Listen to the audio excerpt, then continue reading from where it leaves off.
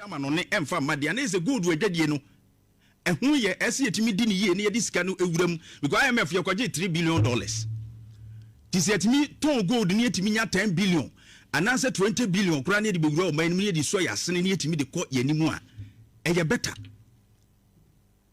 But the issue is that ese adwadie nimu no e kaba IMF no the report aba say eja omu na ehwe yanamo. In fact, ye wie yen change 2025 ni na wo mo hwe ya na mo ne ade nti wo the report abase ye good no eton ni mu no anase good adwadie ne eka bi bai na no na ye wura afenyo marking eye domkumi a wo na hye bedwafie ba no dani ejina simpie so na wo twetwe mu ekofa saa hawo nyina ne mu dede nyina bakurumi ekoka say eye good board e na abosa aka no na yentie no kakra. Se obi akoye adwuma mpo baby na sende iyokofo etata no iyokofo etata binum attorney general ye press conference osio obi mpo oye ayaban adwuma eka 5 million cedis 3 million cedis 10 million cedis yetumi frɛ wo iyoko na wakoda ho na yese fa ejapade a asumbo for branch amobile nene go ball for be dia be hu in she where there sir 22 billion losses here almost gold board aboki and then who bill ezika ben na ye de be bill oh we as said here yes wo Asemwe ena afenoma kenko kan yesi gold board abokai na wa page report no tuba Facebook a video no so wa page report no de chair IMF report na yesi gold board aboka and okasa extensively on it say gold board aboka nti samejam fi bill ebe ye kese pa when ene ebia ebreso say wo mo aprobuna but adeba akwa wonim say ya na yen ye kan ho asemo ne jetuato is about facts and the detail of every issue ever. Say, in fact, if you are being very objective, IMF report no, obi yetimi kenkan brofo. Enya de ye different. Je fato sumaye. Paragraph 13 ye clear. Said ye afenyo mark gina simpie so kafa gold board ho no.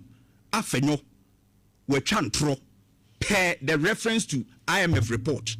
In fact, about 47 times gold board di eba mu ewo report ni nyina mu no wan kase gold board aboka.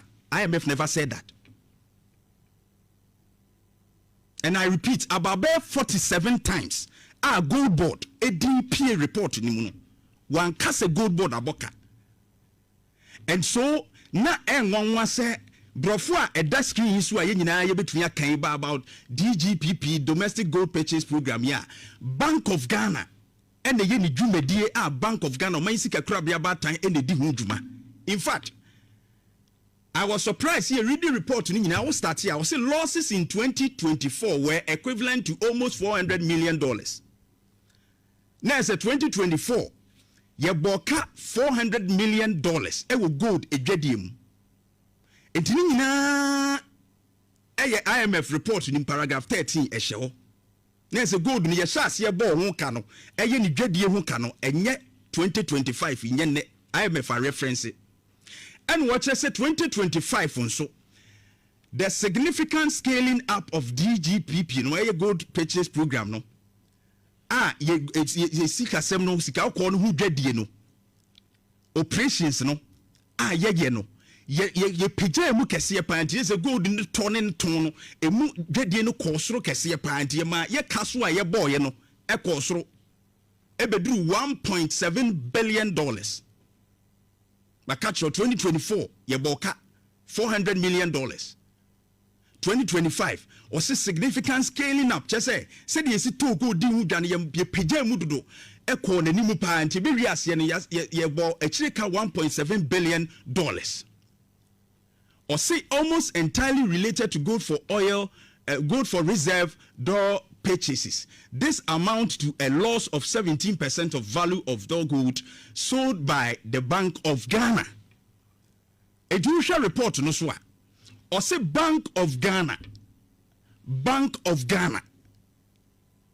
or say sold by Bank of Ghana a gold board no kototo gold na Bank of Ghana atoni gold a Bank of Ghana kotoni gold no na oboka umebo gold IMF no kra ka say sold by Bank of Ghana na ade etieni say there was significant scaling up gold no chese ne to ene ne ton ho adwadie ekosoro e kire say auto enoma no 10 bucks me fan so apa bro 10 bucks auto 10 bucks are 1,000 cedis na wo bo ho ka eye me fan say what send obi akoto bro bag 1,000 cedis eye 10 bucks 1,000 cedis na wa boka eye 10 cedis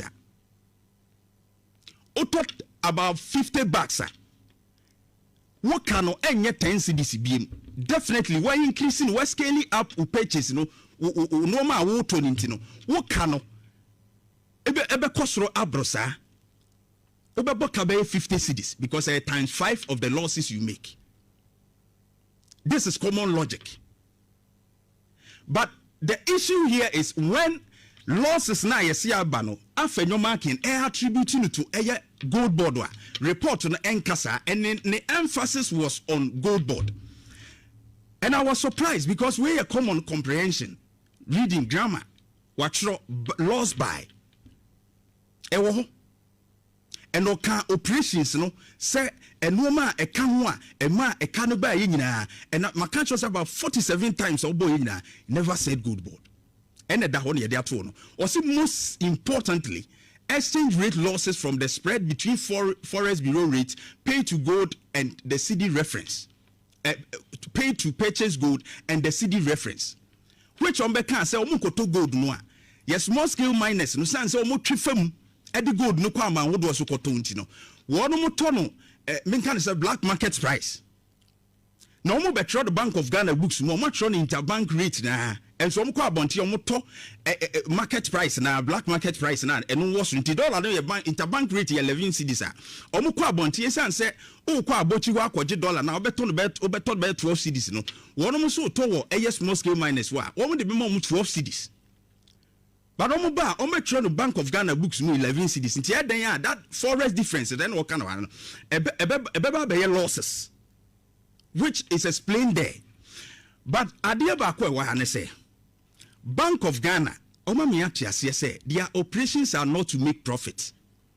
But operations to me a sustain the economy. No. That is what they do. And to trade the economy no we have made losses.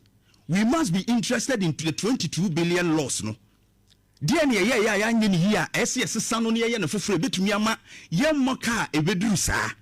that is what we should be thinking about right now. And yet, say you do blame, baby, and say blame neko. And you see a di blame, because maybe a person will attack you dinti. Ebi a will be your personal problem, and I be at senti as being alleged. And TB I will be directed towards that. And yet no will report to him. And it's facts and evidence. In fact, as I speak, Osha losses I am making. This is not the first time a Bank of Ghana is making losses on gold trade.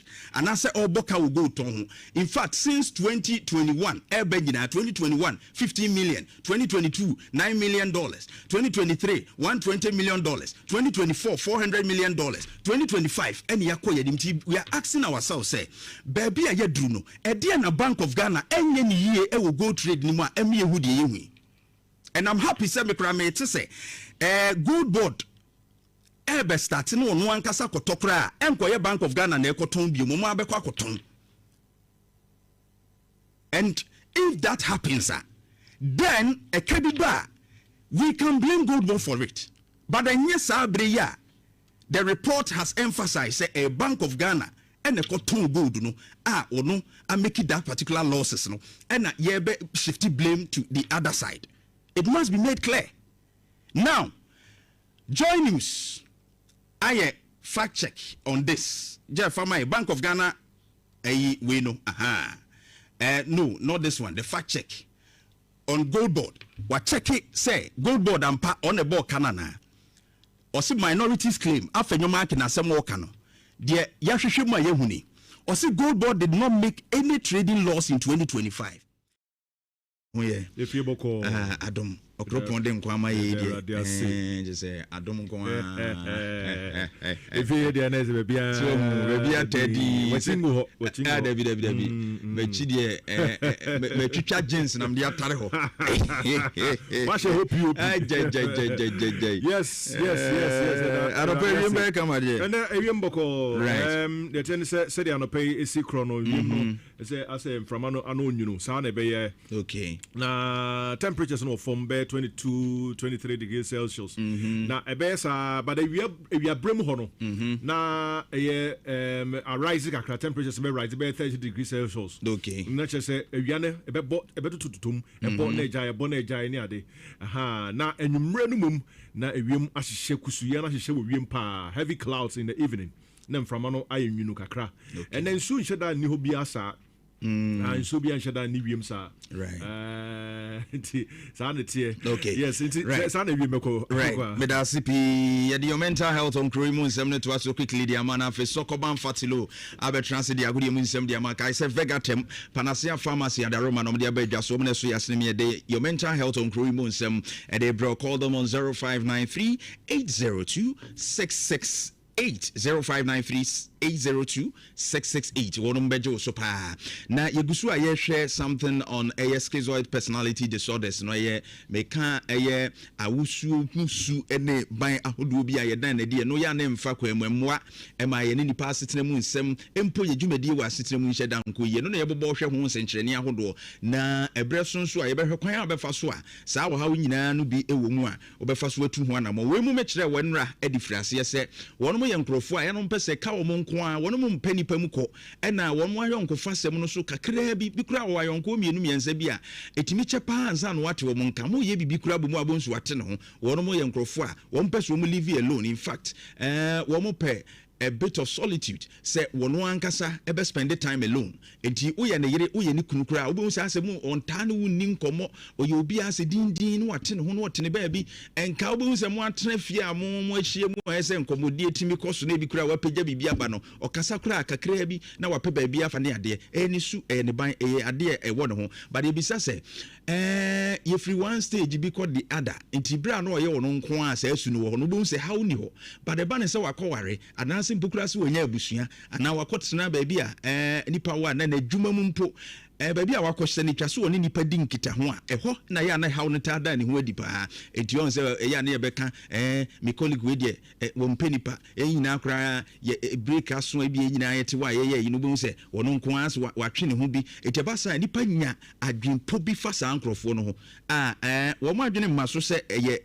haw anase bibia nipa no wono na esi wetimi ye hu bibi enti bia work no ya breaki obia pie bia okope aduane bia na bibi etesa enye se bia wono wode na aduane ba na wadidi wo fiu na bibi etesa ana ye boma aduane free mpo wadwuma mti dru kanti time a onye fasting onye hwe me kire wo se enyina so bia ni wo wosu na obeda na dini mu ayesu okobie no but ono nko apese saa bre no de otene ho fiwa no so obetwa ma mu nyina mu akwa wie nti time no kura so ase obia sa akọ nachi no eho no no nko abekwa akọtena se age ne de nti de bia so ohwe na wadanso ewo se de adwumafo no wono mu esi ye wo no mamu ana se eho no awo no se de esi ye no mafa ekoba ne sa na ekire wo se hawo no ewo dipa no su ni ban mu a esi etimi hwe na etu ho anamo ye bekoso abonsenkyerene ahodo ni mu nyame adom ochena ye de bi nso ebeto aso e de ama we eye adwuma mu de kakra yede asoso in fact in relationship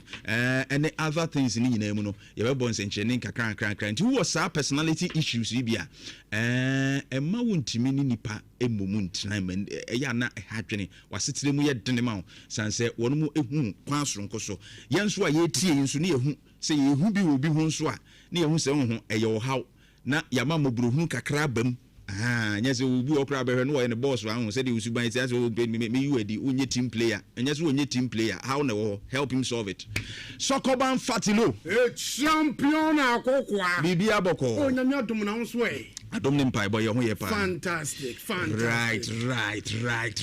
That's soccer ban fatilo. Say me share. Abantu as we come back up. I bet you gum. I will come back up. I find about 656. But 190. Chami bibiri so. Na Akokoa. Na dia neko. Black Stars player Abrante ni Kwasisibu. Kwasisibu Black Stars no J54. Yeah. Also no sina kan Edema Real Oviedo. It was Spain. Okay. Na Abrante the contract with Oviedo na benawi here. Okay. Emma Obaka Kra say teams from England na Fisada with the film the airpeno. Right. Then the one man say report we nam say Abrante na Kwasada ma Libya club. Libya. Al Swelly. Hey. Na say team no. Libya. E da bia wo ho. Last season man G League no. Libya. And Kwasisibo from Spain or Libya e Africa. Now yes we be send 2 years. 2 years. Now 2 years no. $10 million. And a reporter ban says 2 years no. 2 years. $10 million. Libya. Akoba me play Ghana. Na kontina Europe wono. David. Anasa sikani ntina ba Africa na. Chasu. Koje 10 no. Why? Sibo. Sorry. Kokoje. Sorry for interruption. Ye niska, u ska, ye frewa kakra bi e de be ma bi abeje. Say 10 million what Europe wo yes. Nti wo mra. Nti bono boy na sikani. Asamweja wi o ko peska. Ronaldo won ko peska. Saudi. Me se ko aha de Africa. 10 million wo de koje. Na say even say afebia 5 million. Wonye ni hu ye. Brabo ni sika kan sika kakra talent kakra no ma kakra ni nyina hia hwe champion Akokoa fe ni agrosa sibo tonkoje nyame ni wachi bibia nso be ye why koje 10 no ehu hia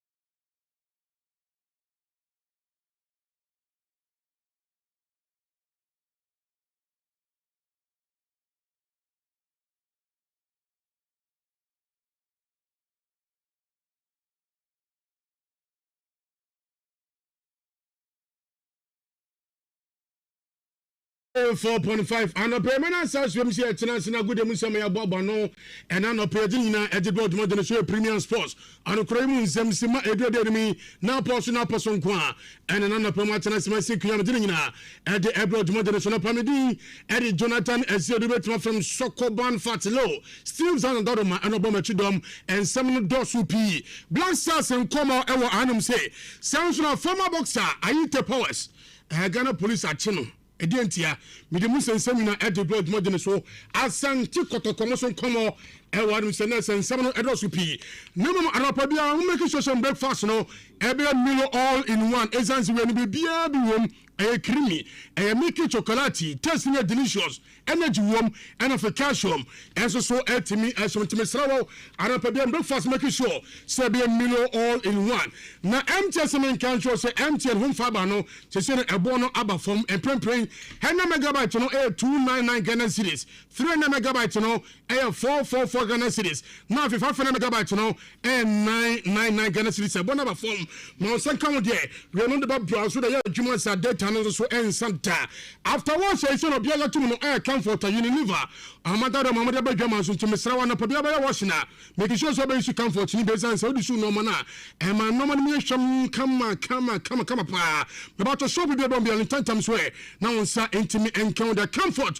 I must say, Ajiba Pia. Say, a new qua or Piaga Tumino, a Amuzu hair food. Amuzu hair food, rich in vitamins and minerals. What is so you a full to do entertainment so and who be watching us be 2 nase and so at me at a mouth and my smooth and my shiny to your bow cobbles out was a one of so aman year fedo Nina Amuzu hair food. But what was a judge to Sasson guess will be at the tomb, but there are 2 and you could have be a toll faces here. I was 0242 955 056 0242 955 056 Tafun shares Amuzu Junction and one man able to 10 times swear now in sa encounter 10 times so mention some say for Black Stars they say Guswa per coach I such a yenye bi na say no permission told you nyenye kra na eno na awram na na GFA escom ma opinion and din edikino fosu e no opinion komo and obusan say na da ben and Black Stars bunya coach e chan say nyame next month here na about for qualifiers no also enche bia obi Guswa e pebie go tie Gideon fosu. I think what's there for Ghanaians to know is that we will definitely play Senegal and everybody we have to play for the qualifiers, right?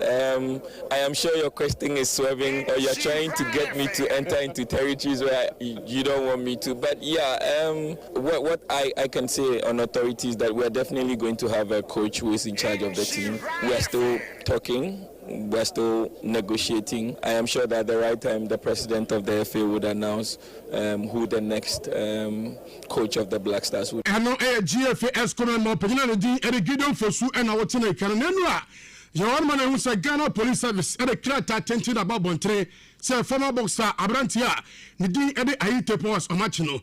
Nian is almost amongst a video be security, say Aite Pos air treating NSA Bush, Yow Ample Frankra. Na before nchechemunu kwano nyanko ne ko tene tratna Aite Pos edema Yow Ample Ankara.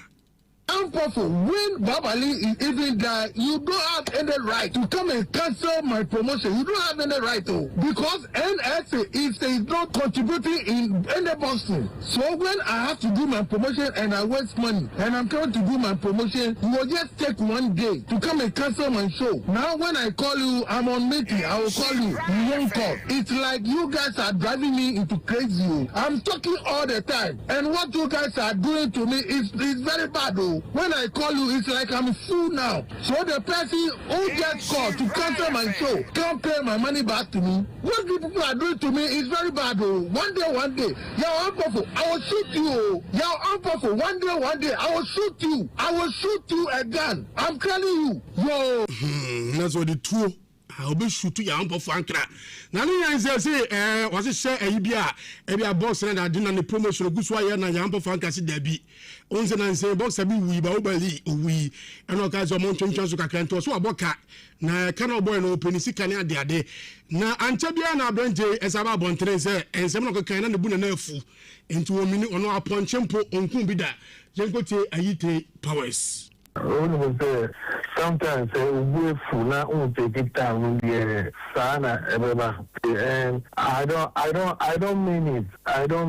And it's a slip of tongue. Because name is now upon super moving upon the efforts to mean so being upon yeah. And see whereby is something like that I think is a provoke. It's very hurting. Seeing how I'm feeling, what I'm passing through, it pains me, and that's why maybe my mouth will go fly like that. And the Ghana police say, Wapa Chompo, they be threatened the Ghana Mremon, what to be pardia, Yabecho, Nabiganzo, so Akoye Kama. It's a minute consider Aite Powers, Ghana police, Achino. Namamo China and a Gaka top on a free say all the stadium. Nay between Mediama, Bibiana Gold Stars, Dream Sepsi, and a Samatex. Now report about is Obia 25,000 Ghana cedis. 25,000 Ghana cedis can help for me a pow. International film nana 250 million ye ofon pa na me for man nchimo fantabulous Kumasi Santi Kotokwe new goalkeeper Abrantia ne din Ede Dalat KuroYiMuNsem o former goalkeeper man Santi Kotoko twan wo Ethiopia no asaba na o se na gie pa so adon Kumasi Santi Kotoko boboko no na experience o de ba no enye je krenkotie Abrantia ne din Ede Dalat Ibrahim. Very great feeling because always when you are at Asante Kotoko, you are at home. So I'm feeling so great. Yes, because I came here as a very young boy, and even when I was leaving, I was still young. So I was having that kind of dream that definitely I'm going to be back and then continue the good works for this country. And Danlad Ibrahim and I will tell you, a new goalkeeper from Morocco. And also joining the Pokupa Warriors. Abrante di at the Abdul Wade Murad. No, so now why then Asante Kotoko, any the biggest club our Ghana say. Then go to Abdul Wade. Who doesn't know Asante Kotoko is the biggest club in Ghana. We have a lot of trophies, and I want to be part of the club, the big club, and giving my best to let the team trust me. I wish to be the best goalkeeper in this club. Our ambition to do more, so that's why I choose this club. Osade Kwanto Chusu Kotoko ni say, "Omo e biggest in terms of oba na trophies no so tima jibi na ne career na bo na bibia so timi I fine." Nyame Friday Democracy Cup 2026 edition no Asante Kotoko versus Hearts of Oak. Kumasi, are you ready? Democracy Cup Durabim. They are the 3rd edition. Elboso Live. Oh, Kumasi Babanyara Sports Stadium. 28 August 2026. Ebesi Fiada. And the clash of the Titans. Asante Kotoko say. Fantabulous Kumasi Asante Kotoko. The club of the century. Ukum Apim Ebeba. And Alfie, the Continental Club Masters. Hearts of Oak. Never said I until the bones are rotten. 3 p.m. sharp. Negamra Friasie. Now one in BB. Yabedi Kamba Cutting Razor. Members of Parliament versus the executives. 1 p.m. I was a YMPC campaign. And the men to the V.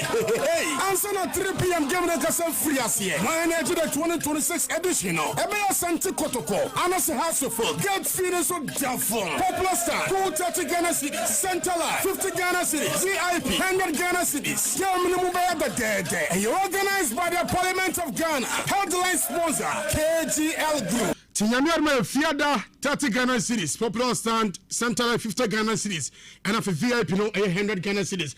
Now we go so make culture so no breakfast making sure say be Milo all in one be bia bi o me creamy and make chocolate tasting delicious energy home and after cash home and so etimi asemo ma no pamedi and Jonathan is here beto from Soko Band Fatilo. Me sorry so na champion Akokoa ato so and KuroYiMuNsem dwumagina to so kama etimi e di amamo.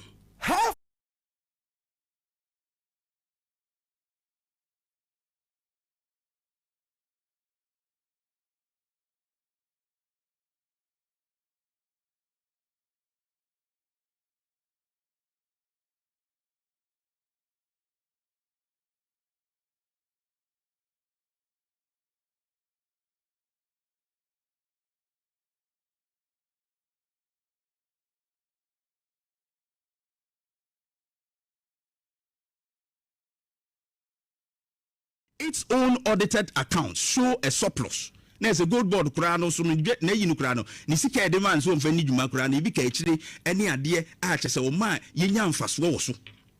But the 22 billion figure the minority cited is real and correctly quoted from the IMF. It is the Bank of Ghana loss under the gold purchase program.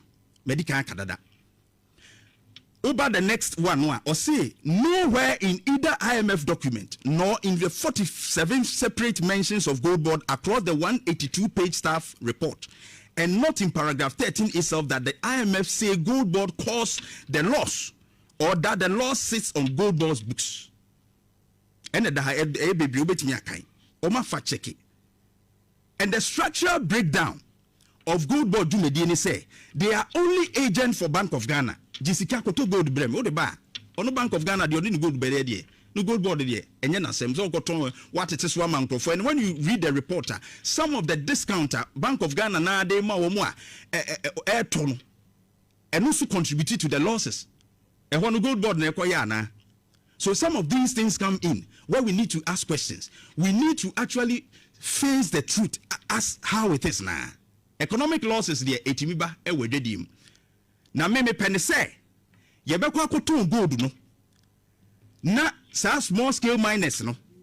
yebema wo mo saa bonuses ahodo ni bi mo di gold na ma ye dan so mbe smuggle because when smuggling dey cost ye je from ye in between 2019 to 2024 gold aye smuggle free Ghana hanko anu a wo man no anya mu sika no eye $11.4 billion ene da ho no ne manfo wia de fasuma se gold a ye de free o man mu fasuma se e de dwane free o man mu a o man no anya so mfaso no is $11.4 billion. It is ye lusu way any 1.4 something billion dollars no $1.7 billion any so be lusu $11.4 billion no we a businessman de hin anka befa the common logic it is ye motivate small scale miners no mo mfa de ne mfa suma se mfa nyira ne moka to some of these level $11.4 billion ne benya gold no atimi akoto anya musika de ababo mane ho bra. What is the noise? What is the noise? And adia ba ko a me hu ne say etwa se losses na aba no ye kire mu yi 2 cedi kwa ha we ye say na ultimate trim. Apart from that, another thing na abane say Afenyomakin has been accused say or extorted ana or jisika or extortionist sami jemfiaka say sa asemi bae no Afenyomakin or yobia or extorted ana say odi ni tumi ye kaso obi extortionist or ye criminal onya ni sika ana wonya ne japade e free enkrofo ehu ebra wo use force ana threat ana intimidation ana wo power bia wo de ne power no epopo wuji bibi free wo tie ka extortionist asa na tie ensami jamfi ha say Afenyomakin eye say nipa no. I and Afenyomakin that you don't know and those watching don't know. I have appeared on Newsfile many times. Perhaps in this country I have held more press conferences on political issues than anybody. Have you ever heard me use the word extortion against any of my critics? Have you ever heard me? Why will I use this word now? And why have you not heard Afenyo say anything about that or challenge me or threaten to sue? So then people talking, there are things you don't know. I will not just, me, I'm a consummate Democrat. I eat and drink debates. I'm not worried. Call the minority leader an extortionist. I'm not worried if you criticize him to. Yes. And that is why he cannot comment on that. A serious allegation. Say Afenyomakin, Eshe Sumase, na ojijiji, noma bi a obeju sika na bibi, se be ya noma bi wo hono mo a, ehua na motuo no, ebe bibi wo. Na sa allegation ya Sami Jamfi emeki ye no. I raise a lot of issues. As I say no, Afenyo nye nipa bia keke or a minority leader. He's a minority leader in parliament. E don kuma on da no. Na ye kasa asem yifa no ho a etwa se Iyoko OSP other investigative bodies no ebo mani bre e wo ho no mo hwehwem. Because leader no on di edom ani mo parliament a ho na government business mo ma de beba e bebo ho nipa mo di dwuma nyina ye call for accountability ya parliament na di say dwuma gina ya nem na edom kuma ba no dani ye kasa asem yafa no Sami Jamfi say onu opa o metna ha o mfre woni Afenyo nyina no metna Afenyo ntimi nyia no Afenyo nso anu yi ode ba ne say Yesu kura ye kan ne ho asem ti ono ya kan ne ho asem a enya nwanwanti o nsi on fan ko ba bia on kan ho asem. And it means say SCM ni ku because as it stands now we don't really know say asem na ye kan say enete because in 2015 Afenyomakin ya MPP scrutinizing for extortion allegations be a the same thing. Jeff Fatosumai, MPP scrutinizes Afenyomakin over extortion allegation. And now that Sami Jamfi raises allegations ni biemuno, he has to pay much attention. Because this is not the first time yet extortion attaching to the name of Afenyomakin, which is very serious. And I learned other political parties, United Party, me, I didn't almost sorry the petitions. We must be interested in investigating this. Iyoko, OSP, all the investigation bodies in Inano, Matisse minority no so say enko omu be hyiemu na omu hyiemu a omu beton sa afenyo marking ba afenyo de abeto ni pages see aje fufato o mame just about some few minutes ago or say their joy e ka no enye no kre say minority fo nso omu be hyia no enti no on the contrary no parliament na convene ntinya de say a regular practice akokos no be hyia na yam misinterpret no for say wo mu frɛ no nti you pulling it down. But say some minority for am friend kra OSP any yoko ni ade no, you must be interested in this because onye nipa hunu bi akeke. Onye nipa hunu bi akeke. And this is a very serious issue and serious allegation. And yes, I'm dem fin kwa na aka Erike J. And so within this government we see waka. I want to confidently on air. So we must be interested as a country to find out. That's my words and my call to the investigative bodies. Do the investigation. But as I said, the fact is the fact. Bank of Ghana and making that losses, and the report paragraph 13 didn't say gold board. And Maya nyaya politics nesa. Ubetumi aka nokore no na wo ka nokore ni wi a wo se sika no kana ya bone yenhwehwem ba ne mfa nkɔhye obi a enye wo no a na won ka se nipa no se bi ebia wa se sika na gudu botom de ko. Bank of Ghana making losses of 60 billion in 2022. It is sika no e should be bottom because the Bank of Ghana making losses in 2024 to $400 million no and also should be bottom ana. Then we must go back and search for all those things. Me I will be interested to see about Jesus getting in my Ghana. Losses I am making in her. That's my words for now. Come on.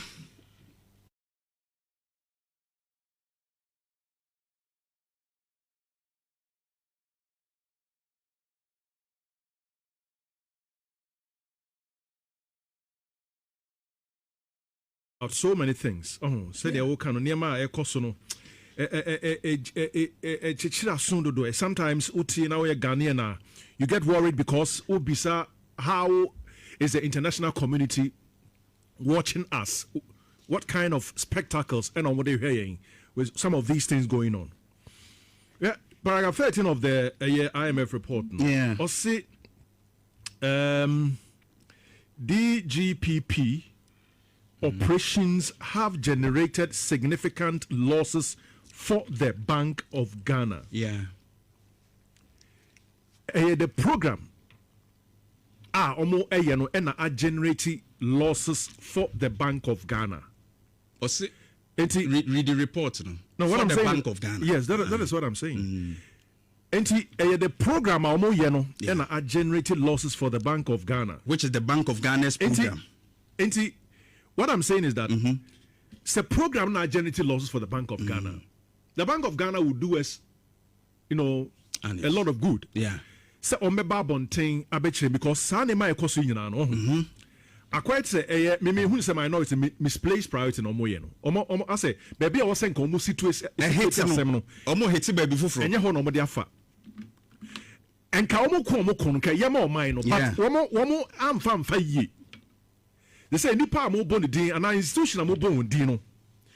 Report na mo kan wasem no and stated that unless you have better and further particulars at HSA, they bought this at this rate, they bought this omuto we say enti wo omuna gold board ena omo boss aka no. Also the reference the IMF but report. But report na mujina so dia. What we are saying is that the report does not mention the name of gold board. But if losses and as a kabia bar, you can go to the Bank of Ghana or call the Bank of Ghana, and it is very unfortunate the Bank of Ghana has also operations. They might be one more classified. Yeah, we want to be mabonting M2 Musa to Cruza, but it's not the Bank of Ghana for operations in here. So after your markings, I think politics are almost yeah one maybe idea politics. Yeah, I think that say it could pium say masa asema wo kan nti sa e be affect you negatively than good. It is say no. Sami Jemfisi were extortionists. I remember in 2011 or 12, there was a leaked tape be able to I remember. Yeah. So leaked tape be able to na emun semno Akokoa actually be di unkobo. Afa your marking so. So ebani say ya the people will start reading meanings. Yeah. And yet Sadia nature say no credit say uko yes uko say uko this can be and one farm mountain I can say. I think the minority could have done something better than this. Because a Bank of Ghana and Abokano pay the brofo a kind. Yeah. So hold the Bank of Ghana by its balls. Now omo me check him say no cre ye ma we sika say okoto we say enti say e ba de say obi wo mu a waje ono e na ma ya boka na then you why na ma my ummo obi din wa bra wo ni nyina so bia say enam say gold board no and I say gold purchase program no ya boka o munti no e na nipa okoto gold no buy no e na boka wonye sa wo ye panimu a na me kra no I had wish say a kana yabono will be the concentration. Uchi miracles aboaje. Also he's worried say a kana abana ni yenhwe because economic trade bi a kaba. Na emu man kwete say we na e wosro yenhwe no ma e ko mu a e ma ye dance. Who attack the wrong places. That's right. And that is quite worrying. Now let's leave the politics aside. I think the marking can be on Joy News. Joy program no more no Joy political show no. Or say I was at Dawson and when my men are seated and Yansem Ketwa the Bokrata no mu baby and Kata no swabude. Adrempa Hene Kofi Mensa. Good morning. Good morning, sir. Bibi aboko de. Chedi aponya kupa da Roma ode yankwa sa che na biem na so Adom ne mpa boy ho ye pa. De jana se. Wonderful. Amansa chiame kwadwo bi mreku. Barima Kofi Dawson. Wo ho ye de. Akwa ho ayo fenano pay. Sika fata koyo. Unyanye uhia pa de obompa yi fa brabom. Ampo. Obompa yi mu bi kase masa. You premier ni enyewo masa. Sunfiye ma menche wade. Ka kire no masa. Bufu a obeye premier ni ebi ni botoma onye premier ni. Na premier no ni hwa da tatade we. Premier no ni we. Masa ene no to go food wa. Na ene ye me discussion na. Enyo discussion. Masa we dey na cabo mo. Insira newspaper. Na review. Say people review. Review obeye premier ni na obotom ye. Omo ye review, omo review. E die review masa. Abusuafo nyame anum ni ye ne. The host no ho aye fe. Hey, combination no. Dressing is calculation. Yes. It was calculating. Okay. Hi. Mamencha clink where just so. All right. Clink where just so. Bra, good morning and thank you sir. What dress me come. That's it. Now kwaya vedi ka hu bi. O kwaya bodi. Me pato me tumboto go. But me ka cho se prema asem. Tumboto me so dress. Oh, there be ono na ama me des. Be benya asem kwa. Ti. Ye wo bi wa. Ebi wo a omo fashion de omo tiase. Ti fashion de wo tiase. To be kire yourself we boss. We boss. We hu de fata o. Ni na cho fu boto. Ni na cho tu boto. But me chia obra nya me ni e chia no. Me ka se bia wan tu boto. Like wan tu boto ndi anke be ka bia fa no ama be. What tu boto ndi ayo boto na shewo no. Ayo onsa no yo be dia shewo wa boto. Na bi so wetimi a kire me say. Wetimi a kire me say we can ne be ya fe. Okay. Na ya fe no de no aro. Me da say. Okay. Amansa chia me kwadwo bi mreku. Yo Kofi me da say abusuafo ye chia mu nyina amamache na ye da masese mu tie sa me ya tena si da bonkrata no na poso na ye de eba besom moi anopai mafa da bonkrata friend daily graphic o na mahu se pani kwanchefo na ye CEO eda Ghana Investment Promotion Authority ano gepa si mo maje da nim ha na papa akasa chemi se empempi na no ya na ene enkofo omo aburuchire wo mo disika eba wo mamu ebeboa ma yenyuma ejina na so banepa de fe no FDI Foreign Direct Investment no na eno no wachem se efiri afimpi no ene adunu enum na eba no ene wo ma ewo aburuchire a wo mo de wo musika abehye Ghana enyuma mu a etimi kwosoro no sika no ahuri akogina bese 2.62 billion dollars a eno eda ni hia no wachese emfie mienu a atwamu de na sa FDI mechire Foreign Direct Investment no na ɛwɔ fam paa but afi ɛkɔ anim no ɛhuri ɛkɔ anim a krataa bɔ ho amane yɛyere nkyɛn ɛna ɛda anim ha na ɛwɔ ase ha nso ɛna mahu sɛ soafoɔ no ɛna ɛhwɛ amanwɛ ho nsɛm so mekyerɛ Minister of Interior papa yi wakasa wɔ anim ha no wɔkyɛ sɛ wɔn ma ɛfiri nkurɔfoɔ ama so abɛpie mu wɔ kurom ha wobɛhu wɔn na wɔn ɛte nkwankyɛn lalasu lala wa maame a mani abɔ wɔsɛ saa nkurɔfoɔ nyinaa no wɔsua kokyɛne ɛwɔ mo so a wɔbɛtu wɔn nyinaa sɛ bayerɛ de wɔn afiri kwan ho krataa bɔ ho ama ne yɛde nkyɛn ɛbɔ nkyɛn ha na ase ha ya nso ɛna krataa kyɛ sɛ abɛn adwumakuo bi a yɛfrɛ wɔn gratis wɔn ne the Social Investment Fund SIF wɔn ɛna ayɛ nsusuo bi sɛ wɔn bɛka abakyiri mu paa sɛdeɛ bɛyɛ a wɔn ɛbɛtumi apere nteteɛ a ɛyɛ nsanadwuma nteteɛ ɛde ama ɛmabunu ɛne mmaa bɛyɛ sɛ mpem so ɛwɔ mmaa mu na adwuma ɛgya nnaa so ɛbrane na kofie yi ɛnim yɛ krataa kyerɛ sɛ ship kakraka bi ba na ship na eba no eso aresa abedru enra yeah yo it is rabre wotema very very big eyipa eso it seems you so a hospital hospital it seems you so ebe adwama mercy ship okay ene krata wabom hamane o na wose Ghana fo a ebenyamu emfaso ya be zempem nai ahanso aduanan enum 4745 Ghanaians ena wo mu ebenyamu echefa ewo saa ship ya ebe ya ede arehwe ebre Ghana fo enti ensam no de we ne ensam dodo na krata yi wode bi egu anim hede bi aso yenkai wo mu so mo register no okay unse omo ba ha e ma me ne omo di nkomo mercy ship for no okay ye di nkomo manfo mo de line bi to drama manfo ye registration e bi koye no was interest we bi mo ye registration no mo nye ready say bitimi ama mo appointment date say mo kona mo koye mo surgery na mo koye we nti mo nyina nya we na mo ma mo phones ni ade so memo ene ajola tie fo masomu a Kofi adebayo daily guide da obokata no ene dem anim ya no mu nsam de ono so di bia ba pa na Ghana for pede de obokata no Ghana's favorite newspaper na wo hwe ne banner caption na chese nsam anei na eye na hiasem pa wogidi ese wo se Ghana for enso so aso atibie eye owura afenyo markings na chese ogbodro mo na sebe dwoma dom keto no mano ba no dani afutu abato mpesi aso na sebe dwani wo kire mu se engrofo bi kika nsem bi de gu no so a chese nsem o mo kika no eni nyina so ono no de ehu ni se eni nyina so eye enkontompo koten ne yaka gu no so na Ghana aso so de yaka nsem gu so na opatentren ya ani o ma ho so asendi bia santan na gya wakopɛ kyekire mu na atimi aboa wo etisam no kase wo chem se ani ya wasiu nkrofo bi na kwajo polista na se yanko yanim listen de so be se me wo ma wo de a pa wo ma se wo wasiu chi no so be se me bo so de a me pa ko mo ko ma mo ba ko ha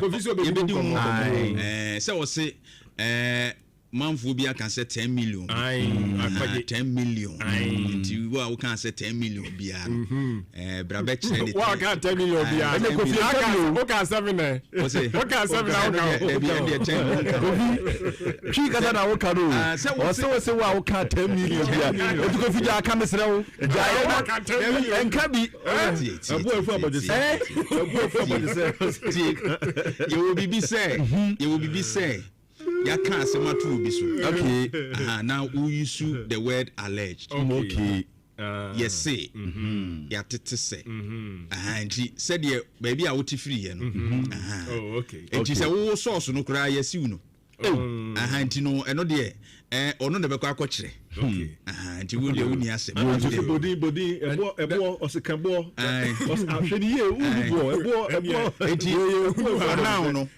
for now yeah particularly on the 10 million dollars. So what is omo keka say ti omo keka say ansem ni nyina no be kire say oji 2 CD no e wa ha oji say ya ha you can prove I say the court na be kire and yanku ye ni mu yo entia ne ho nsem o akata fe to so miensa e ya no akodoma suko e wo ho no mo na eno so achie no ana wo kire mu ese eye National Lottery Authority adwumayefo ana mo so kire mu se o musika de ma wo am na ye fia bi tise akwanum enso won enti o mo sprint mu na o ma kan campaign fo ntie ti sa de a ene o beti atua ti sem no kase so o mo so o mo ko strike why ye nto market tuom no mo ko to adwuma so ntie no so wan me pa cho National Lottery Authority o mo ntwa bi NLA mbacho say wo mtwa bi no mu ne o mtwa lo toni bi na ga mo nya da ina mo se ye metwa wo de musika na mutwa na muni na munya say video o okay sabo so no watwa no woni ya odidi go na wo ha no wa send no number too sure beto no from 1 to 90 and your predictions from 1 to 90 na wo huma 2 numbers abebo masa nya bete na fam akwa bi ka chem say too sure is better than Cocoa Farm. Oh, okay. Na say bom kwama odi anka ene eja. Nka ne mum say be bom no si asem foforo. Yo masem. Nti na adwuma for no strike dey. Dia na o ma yise yi kokon aboboko jan e wo ha. Na amrase badwam so ansa omo asan so akwa asetena. Na asetena wonum ko ye nyina omo chem say sikasem eho amamra dwumadie bi omo edie na wo so omo timi hwe na omo tu ho na mo animanim ya no nti ana ne amra hye bedwa wasan so akọ eye asetena biom tie ho asem enso so e wa hanom na ukọ eye sragamen so so a don say ja affordable housing omugusu a wo mu ACO ne asi ana so ukọ hin sagrame okay to aso ade koi do e wona ofiri ko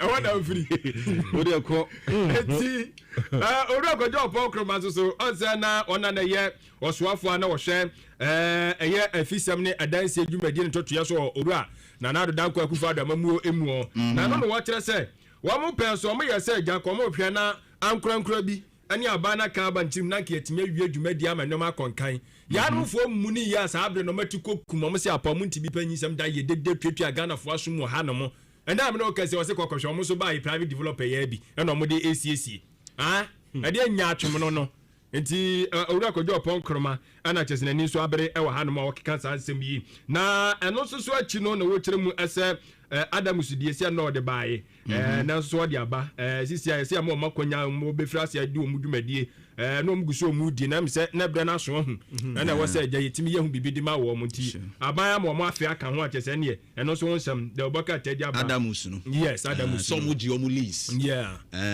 ane omutumi ometimi de agina so atu fam agudie no Francis Batman pani ebem ema lance minister so mo resolve nti no more extension okay that's fine and wasam no na Ghana Shippers Authority so no mu kire mu se omba be frase no matwa na mo bo Ghana fo kokko se eye used vehicle pre-export no omba be 200 na mo ye ho ehwehwemu omba be inspection bi na mo se bre na so October bosom de dika kon sanse we umba fa ase etu na mo no so asem e wa daily guide the worker time munsem eno no kwadwo yo mafa the chronicle the worker time no na me huna begina enim he na me hu se osanhene afenyo mark in the enim he yo na papa me hu se wa hwe ne white shirt pa na da no kofi wa hu base bi na boy no wa bobi su wa ha don de na so so che me de na o de mu so hu so okay so nsem nyedu e be kakra be du ha na papa etia na ode ne nsa ato na no na ma hu se sami jamfi zuzu ya nim ha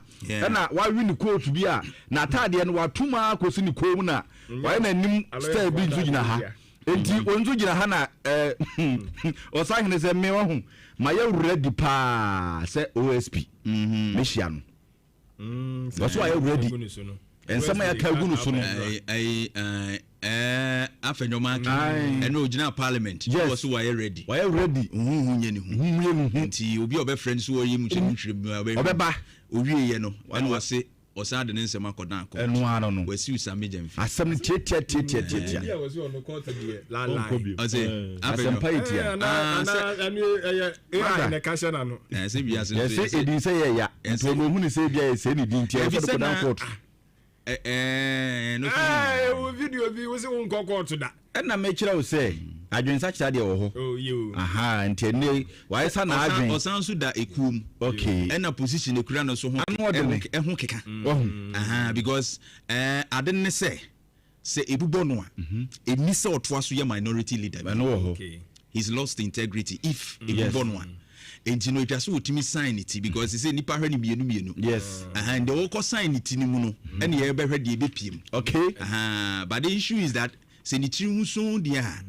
ene ye oko aniwa kana omo attack no na mmom se ekopiem se bibi wo mu de a na ne che se ontimi ntua so na ko tina me wa se bi ka se onim wo chena nti wo kan se bi na ya hwe mu yi na isa asemwe no ana mahu se Dr. Muhammadu Bawumia wo da ni me oro nso akasa no wa chem se hwe ana afema ke extortion wasi we nyina no wo ka chedom kuma no mu stay focus e wo 1.7 billion good ball lot no mo twama adwi firi ho treke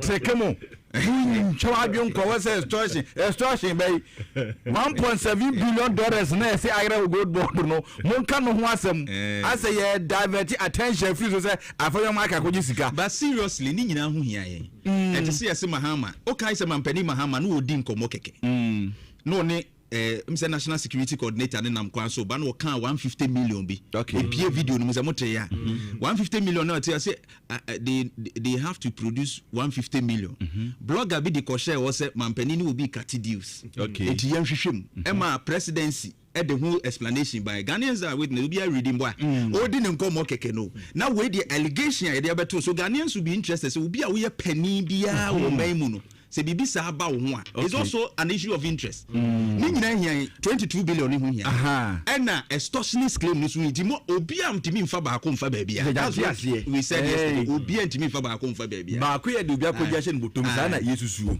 yesusuo na ba ko so ye de yesu se ayira etiyan hwehwe sika na ayira no yesi aboka omo ka sa ayira omo se yaboka etiyan hwehwe kanim o ka sa ayira de eze akohwe obi betum eti osi yaboka etiyan hwehwe ekanim yenhwe ka no eka no so yensan hwehwe de eze obi akogyinim eno de ese ewo ho enti eno ano no kofitua yen Ghana fo eni abusiafo ane the Ghanaian Times na medical wo de amawo na watwafo ni bi de aba ane sa high tension right so baby ahuma esensa yin si afitira kra twa ni ahu bi wa ha na yesi enkrofo akwotena transe na omu di dwa ase na omu chese ehu pa wo so ko ashama se ya sa enkrofo omu di dwa high tension ase no omu na makom pemiensa 3000 ehon kwa shaman kwa asi ye mfichire ebi wo aya wonu ana me kampo ebu okra me kotra won naija ayi makai ayi school ye wa hey school be ya o ko ayi tech dancing station wonu a school bi e wo ya sorry bi hye ho sa enkojo ne mpotem ya otani ayi o so be kai ni a sorry bi ansa no waduru ayi school bi wo ho nso sa school wo ho aka bibi academy school bi wo sa asori ne side me hu asori ne ba school na musu butu ya empanimfo e wo ho no ayi ni kura me emi se enim phone yi so mahwa endura me fa ho na da so emi se telephone pro yi bia won so no mo ye ne dade telecommunication yi bi so mo yi no pro no mo de ahoma fa so e na ebu ato electric yi ni so I say 5 phase we say 6 yi ni bi ebu ato so e da so but because omo feel so omo fancy hunti no obi enti but imagine say etwetwe fa so na titija na ye and I think that ochina omo enya mfiri ochina e be sure okay me pay wo me yi ni so omo to kofi and no one some na 2020 ni 2024 so I about to course no yes say we dia course no osoafo na hwe afisem bambo sam so kire se enipa makoma aduonu enum na omache wo ma ene empempe mu gina amamra 25 suspects ai ene mu dunum so mu guso mo ehwehwe wo mo enti eno ho asem so ewa ha ti the Ghanaian Times no ma yafa abakosam no ento aso enso emfa emamo ene eye osanabosum da so aduonu enum afempem enu ne aduonu ensia eda Ebnada enti Tuesday 25th August 2026 nafuana tosoma akomako ahanu ene aduasa enso 237 days ene ne day kotoye de guye na chi aka nafuan polpol wa ha ene aduonu enwotwe 128 days more na yetimi a complete 365 days no ewa fimu na ene abakosem no ye ba ye ni aka se diemu asantema mu ne abodwam ewo menhia fikasie mu na fiti eye ebra eye otumfo te ko so to abibiu a odi kan wone ne spiritual advisor eye okonfa noche omutimi ehwe ya 17th century omutimi enso ema yenya asante man eye empire no yetimi anya ahempɔn no mo maako du nsia mpempen opemso a wote so yi eka ho adu nsia na enne no ye fisia no pole wɔ ha ene aduokono mienu 192 years today ɛna yɛtimi enso ɛde ɛyɛ kwakudua esi akunya so ɛma wɔno ɛbɛyɛ asantehene a wɔtɔ so maako enkono enti kwakudua a wɔno ɛbɛtɔ ɛtɔ ahenie ni so maako enkono no ɛnɛ ɛna yɛ fihyan pɔlpɔl wɔ ha ɛne aduokono mienu a yɛde na ɛtena akunya kɛseɛ no ɛsoɔ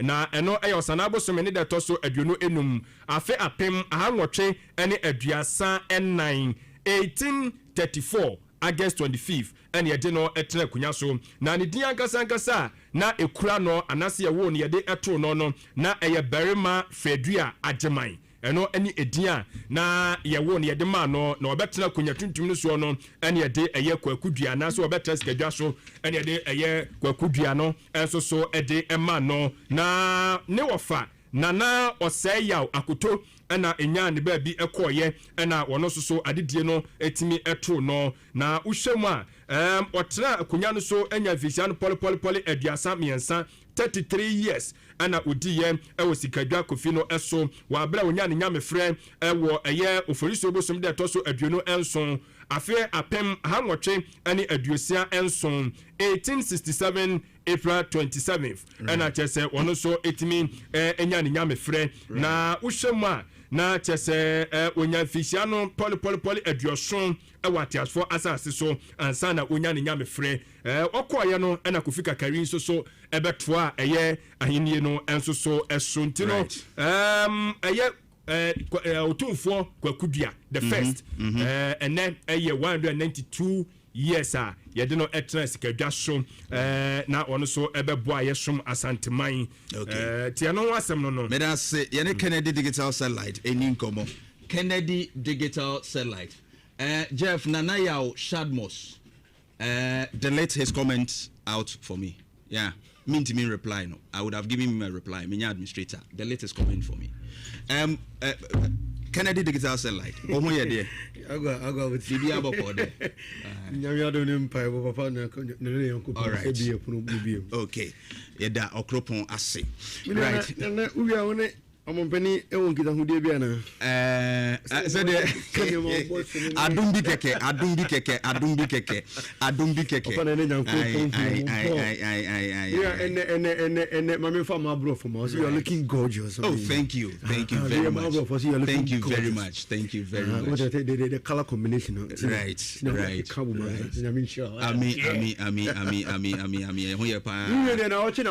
right na Kennedy se prona biato se enu awo Chelsea ni Fulham ball no premiership ne koso Kennedy si nyame adom se ne pono no eda ho bagaya tabaraba se bra hona niema fe home appliance no bra ne bechi right na mi no sana meto so me fa akonya wesu na mi ankasa me sister ba ko na me ne wo adwuma mu asokori ruaban o se enne ni kunu awoda na o makonta prekope into I just want to use some few seconds of my time. Let me foundation into way from Mrs. Gloria Nketia or Akokoa Bank or the Mr. Nketia or you look also a very big happy birthday. All of the school is on fair and Mrs. Gloria Nketia so catching Kusu and Kupun Shirano.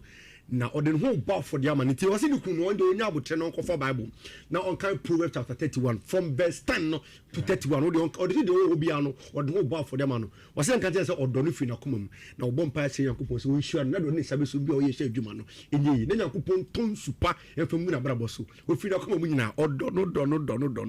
Right. I'm under quotation. And Mr. Katia, where from wife, Mrs. Gloria Ketia from Akokoa Bank, was Yakupon shopper.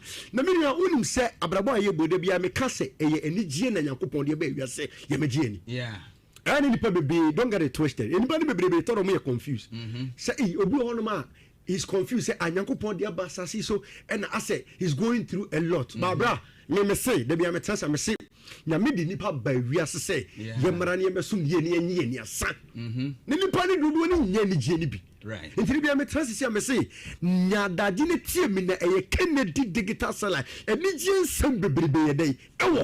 Okay. And Nijian someone say, oh, ɛne gye nsɛm ɛwɔ asoɛ hɔ no ɛyɛ ne nsɛm a ɛda wo ti a wakoma bɛtɔ wo yam na wahwɛ sɛ nyankopɔn ayɛ wadom na wote wo sesie no wawadwe sɛ mepɛ sɛ mekɔtɔ TV 65 inches yɛ ɛyɛ TCL na wosɔre a wotam sika ketewa bi na kura wo wode wura ka ne de asoɛ hɔ na TCL TV no sɛ na sister brana mo TV na 65 na make comments 65 person ebo so no fufu la fufu se utimi to a eni tie bi e de bo abrabum na ade e soronko ano pa mi se nya botre na tie me for telephone numbers na di dwan ba bia wo de me se home appliance nko na e woni je owiase a Kennedy digital sell afford ho say e do say ni je we de be free mu na ye ni nyina be mo ni aje owiase tie na me se di dwan say ye TV pa na woto e no premiership yi koso bi nya ye nko be hwebo yi bi e no time bi no do beta ni go oni TV bodem ho na bia me kasa me say enye ni person oni TV o kwesika de ko different places or the kwesika de kwan no on to me to TV no adentia if you say ni padodro na me television boy din but if you make say me say home appliances obra abaya part of our daily lifestyle untimi nyi film ani nyi untimi nyi condition film untimi nyi TV film fridge kettle iron blenders untimi nyi film washing machine microwaves gas cooker with oven sanya mawe abeka yen dada bra bona yebo no trebia make say me protect we say e wo sane bona e de elefo e ma wa fi e wo sane bona e de e wo say fofofo e na wo pe bi ato a it should be a sexy when you go through a lot of stress and say when you bi ato o kwesika o di fia no okọ ha otimi nto o di fia no okọ otimi nto e fi se tane do na o pe bi ato no ya de man 1000 for by Mr. Kennedy see debi o ba show on ma e 999 Ghana cedi the telephone number e bi ala take o be so see your number say you Ghana e 0244 385 128 0244 telephone is 020 765 3031 765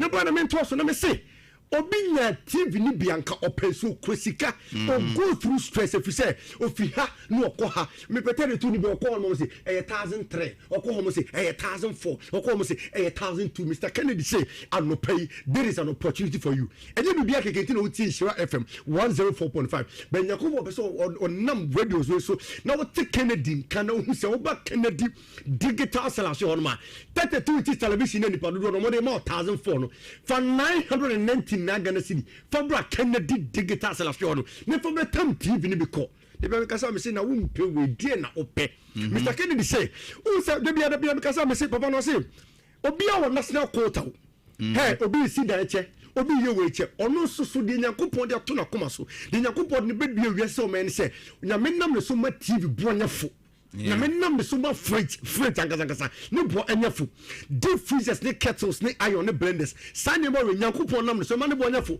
e de bentia e freezer ho be hia se nipa dodo no e wo so obi anya bi ma me bi ho pe deep freezer de bia na no me betan ankasa mu se obi tie na no pe na dwendwen nya se nka me nya deep freezer bi anka me be ton drinks na nka me nya sika de abome ho bra me nya deep freezer keto bi anka me be ton su na nka me nya sika de abome ho bra be be ko bi sika kwa no timi fan to deep freezer Mr. Kennedy say no pe ka ko mato what sika keto na ekura na wo de ko be yo wetimi to deep freezer send from 100 liters to 900 liters and now pa sika no Fabra Kennedy digital selection honum na wo be nya ne ma papa eto nya ne papa nko ebuo no esa eye fofulefo e de na pa Mr. Kennedy say eni me ya ne boa ya fotere tu ya ne boa ya fu kuta na obenya bi no se wonni adwuma ya ba bia ye fiba no yesi se obenya sika je se wo ye adwuma na wonni adwuma ya obenya wo sika de koto le Mr. Kennedy nya home appliances nko se wo sa de adwuma ba o de adwuma ide o de adwuma kasa ba obi tire bo se e de adwuma ba me ka form se fu pande machine adwuma kase o de bia me kasa me se me ni ko je dan to me ne tie ya ne edi nkomo se ya na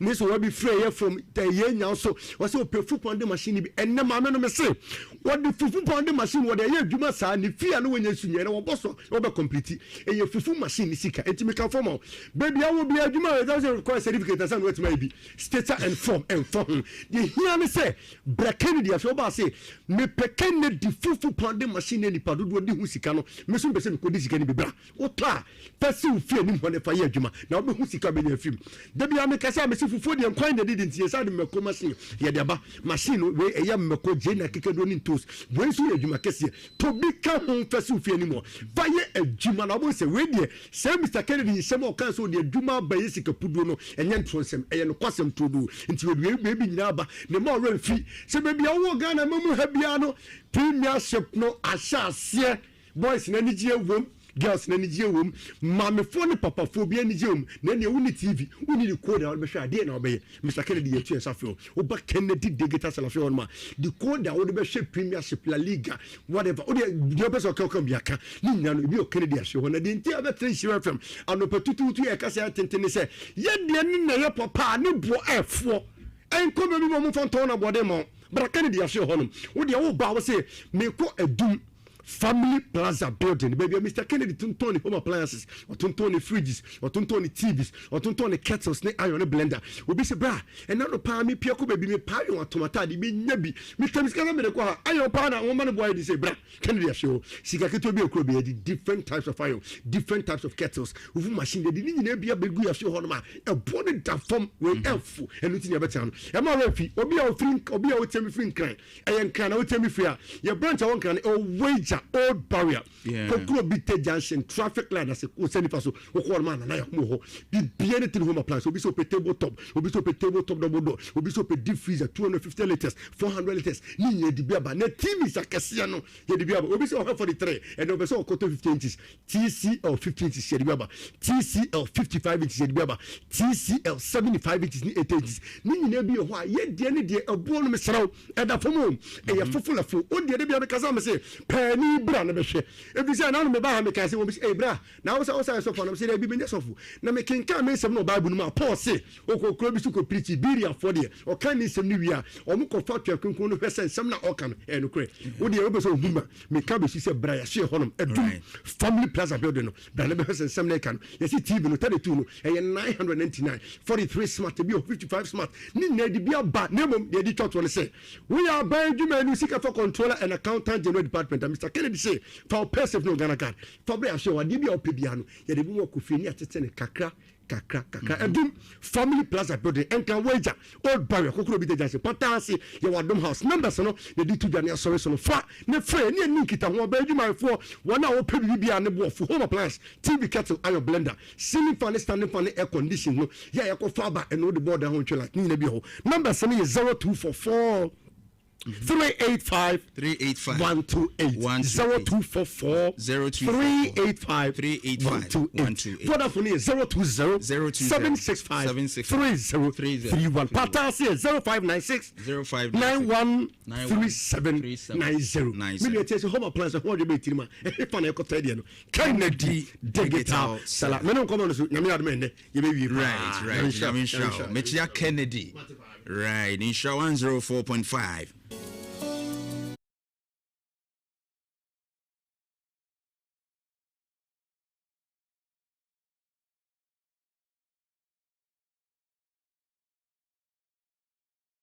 a majority leader. I know how government operates. I know how government can divert attention. So I've been there because the government must hold itself together so it can be thrown in today's social media. Let's divert attention. And my question is, say, after your marking, I make it, a concession. Say it is a idea government. Etaye. So on divert attention. So is he telling us that they play with our mind? So I was a majority leader and I know how government operates. I know how government can divert attention. And deliberately you divert attention as a government. When Unim say Assembly Koswa, Ghana for Naju also no. Now what should I divert attention? Is that what Afro-Jamaican is saying? Okay. Is that what he's telling us at Okwamano so? Upon Kroma. Okay, Koba. Mamene upon Kroma so entry train komo. Honorable Kojo upon Kroma. Good morning. Morning. How can I say? Adom na so we. Oh, nyame adom ho ye. Ye da okropon ase. Ya tisa no pa mu hia. Modru parliament ana. Memo de minru ho. Usually at the beginning of every meeting and I recall first day in the meeting to plot our strategy for the recall. Okay. Afina me babedo. Oh, okay. But first of all, what the allegations against the minority leader currently, which Sami Jemfi boldly stated, say, or yeah, extortionist, and he has a proof where even Afenyo et Nenchen Krana, he will show it, and Afenyo cannot respond to that because when he said they all cannot no crane, it's a personal issue between them. Unim Yantian so say minority cry mo concern say nka mo be hia no. In all these no meaning saying na unim yera Afenyo efa, and of course this particular allegation no as a minority, how do you take it? Mamincha unia no ma studios ne wa hwefo ne retifo nyina. It is unfortunate on a morning when we should be discussing the single most colossal loss that Ghana has ever made since independence on a single commercial transaction. That is the loss of 22 billion Ghana cedis, 22 billion Ghana cedis on gold transactions, on the gold for reserves program. No, say sad discussion. No, they did not to say. And now what is being discussed is the allegations against the minority leader. But let me show you a pattern. In April 2026, me, as part of my crusade on the losses that we are making on the gold for reserves program, maybe raise attention about Bank of Ghana for accounts or ma prepare. Na imu almost say you lose $900 million for the year 2025 in this gold for reserves component of the domestic gold purchase program. Kaihunu say in December the year before, me na lead the minority press conference, I catch him say at the time na loss no IMF say $214 million. By your calculation, they say a higher. By December no, the Bank of Ghana or my account on publish it by March, which came out in April. No, I do 900. Me beka no. Me I was attacked directly. So beka you Rajemfi Echo TV3 one-on-one interview. I will say me economist, the American mentia here. Me accountant, the American mentia here. Me need facts. Now I'm telling lies. When it was there in black and white in the Bank of Ghana account. Me more another one. I'm not say sorry. A few weeks ago, or a video beto abonting, say,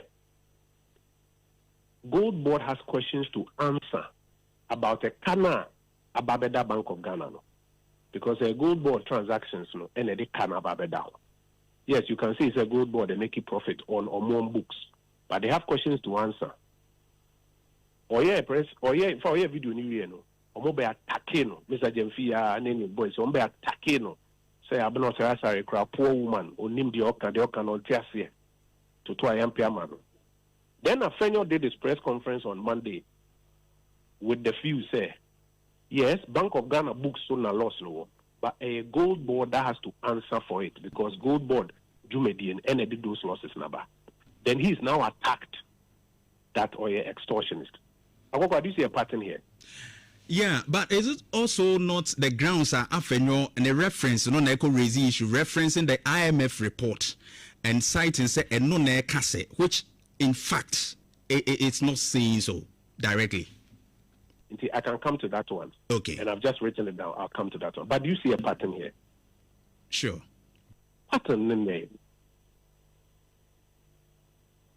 Pattern here. Sir. Also, as a okay, any abe attack you so okay first. Ya be attack you and then abena say asare so be kan ya attack no. And you feel like it's a pattern of when you say it you are being attacked. That is the pattern. Yeah. Okay. Can you say in December in January this year the motion by Parliament say yenye inquiry into at the time the $214 million loss that the IMF had mentioned. Okay, this year. Okay. What did the majority do when the motion came on the floor in Parliament? On the probe, no? Yeah, I learned that if I remember it correctly, Omukase Bank of Ghana ma explanations to that. The motion by what did the majority do? They blocked it. They voted no. Okay, in the House of Parliament, yeah. Yes. And Mama Maya rain fee. And this is for Namuji say Ghana forward free. So they get away with a lot of things. With the motion by say inquiry into it, the majority voted no. They blocked it. Said there be investigation there. I didn't know say investigation. Because at the end of the from April 2025, they catch them say Edeka Beba. On the front, who catch Ghana for say, oh, dollar negin and two the name of your butcher bar, she say, but on the back, who pakeka, Ghana in the Babitia. Sure, Monafi. Yes. Yemfan Twaso. Okay. And Mrs. Mercy Adepa Edu Eninkra, and a birthday. Mercy Adepa Edu Ahinkra. Happy birthday to you. Okrupon Show. And then when you're 61 years, Mame Okrupon Koswa na Oma Nkwatentia Hwade Ewum na bibia enko yi mfama pa na enoma emfanko Yebra Edu Ahinkra Edinkra so ma happy birthday Ura. Or say Okrupon Show say wajina tumne na tena besi sabre. Another one to Daniel Chinebua Kodia. Daniel Chinebua Kodia. Former NHIS district manager Womampon, and we a claims manager wa NHI claims processing center Wokumase, and your birthday or your ardent listener pa uchi pa special birthday wish to you. Okrupon Koswen Show. Now our secret prayers in Abibia Enkoye Enfamao. Last but not the least to Felicity Amwa or your general nurse Winsuta Health Center, and next week and the birthday Felicity Amwa. Very wonderful lady. Okropon Koswen Show. Mrs. Nabibia Enkoye Mfama pa. Lastly to Alena Wosri. Oh, yeah, come on. Debbie Wawaru. Bibi when you're single. Enti Mubian Feninko. Mrs. Sandra Odru. Also, happy birthday to you, Mrs. Sandra Odru. We teach any Ghana Muslim Mission School, Beposo Ashanti region. Happy birthday to you, Wefri Obrada Pinto, or say Omao Awoda Papa. Right, but Frebi the Hase. Beautiful guy, beautiful boy. Now, I'll say happy birthday to Jeremy Osei to appear at 10, and then we did 10 years. Wow, right. Wow. Oko school, our Dom Baptist International School.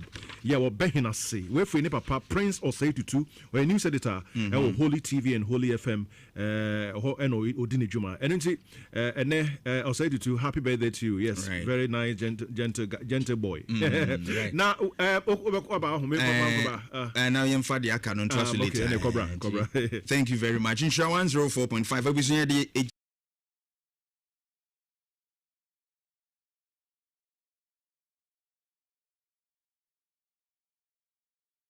If you know no plan by December now numbers started by they blocked it. They say then they attack you. The first point I'll make is this. Nobody should be distracted by this approach.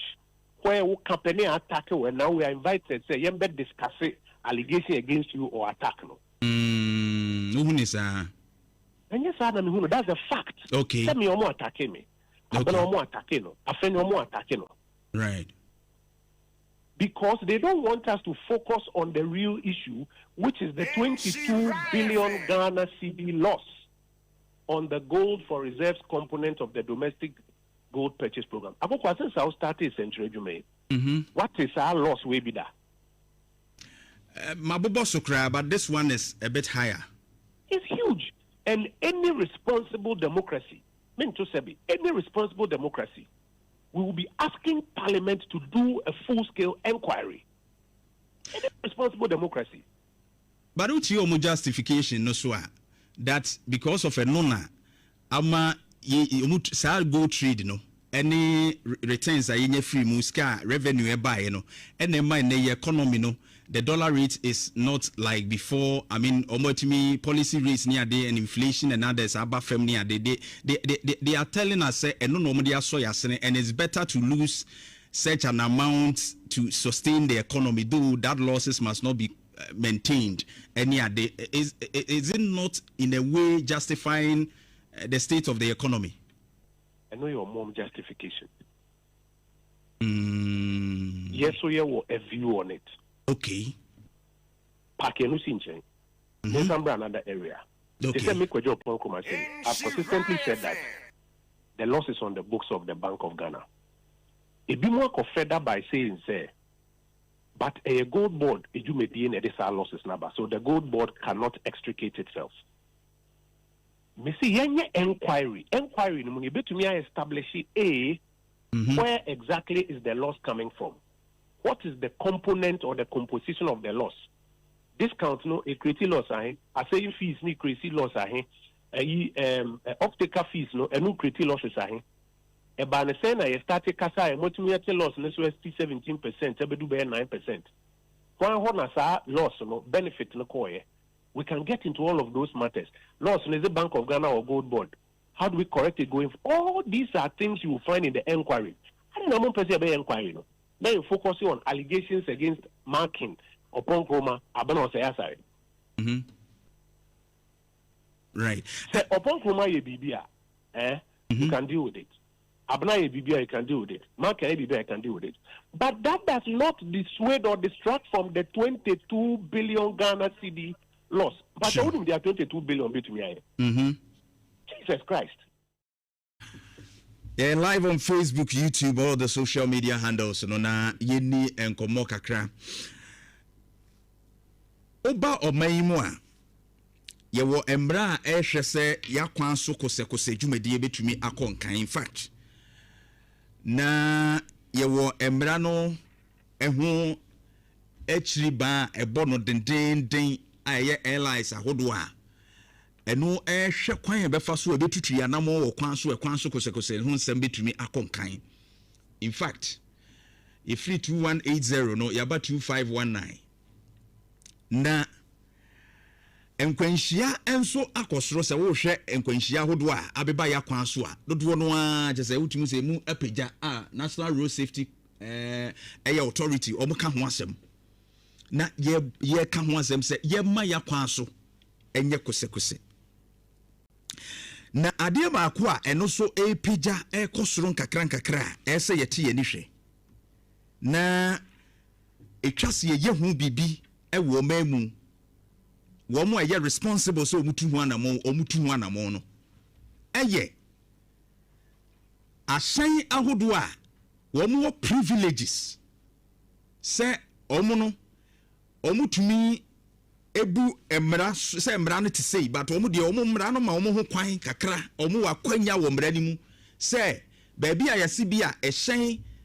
emfa no onu tumi fa ho ana baabi a yesi ye nyina onu tumi gina baabi ani si ye dede esan ni dwumadi enti otumi ye dede timi fam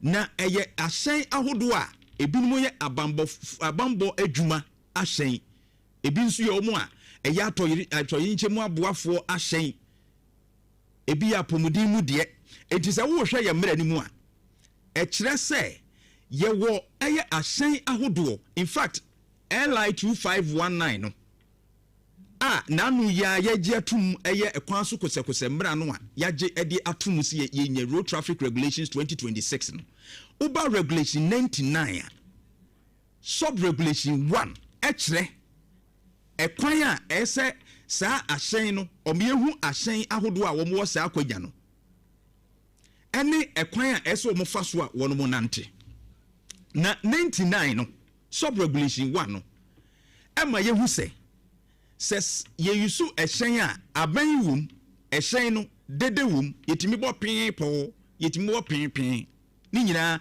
dede yetimi ye de kire se ye pekwan ana ye de kasa e wo kwan ni mu na sa aban a ye yusu emaka moto ebi wum ni ade nyina no o say a person who drives a motor vehicle shall ensure that the motor vehicle is fitted with an efficient electric or pneumatic horn or with a bulb horn which gives out a single note when the bulb is pressed.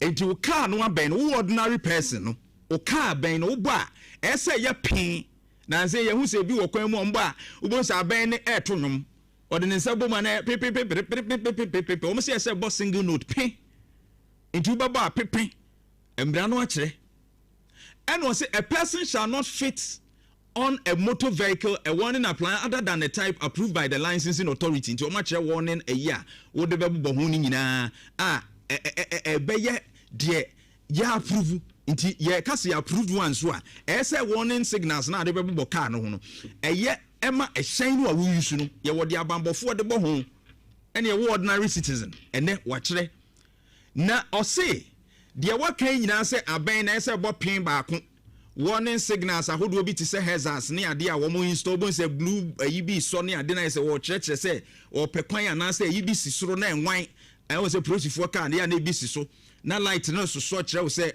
emergency bi ana bibi nti duru a wo so a ebi otumi so no wo more siren no enso no de by a warning or kire say ebia or person o take certain action within the road. But unye allowed and unye authorized vehicle I need to be ACC home and there is sisro and they will be now but sub regulation 3 no or say despite sub regulation 1 watches will be a ben mopping back say no or say despite our regulations no a siren or bell may be fitted as a warning appliance and used on the following classes of motor vehicles.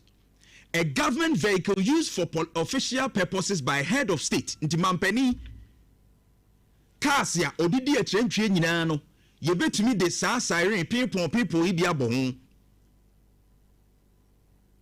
afei police car ye betumi de abo ho fire service de nti hwesi no a fire service d no ambulance by a hospital or clinic nti obi ho no who say ambulance eba na nya national ambulance ni bia ompeso obetie si nchen Mr. They are authorized to do that. Once a ambulance na there, you have to give them way.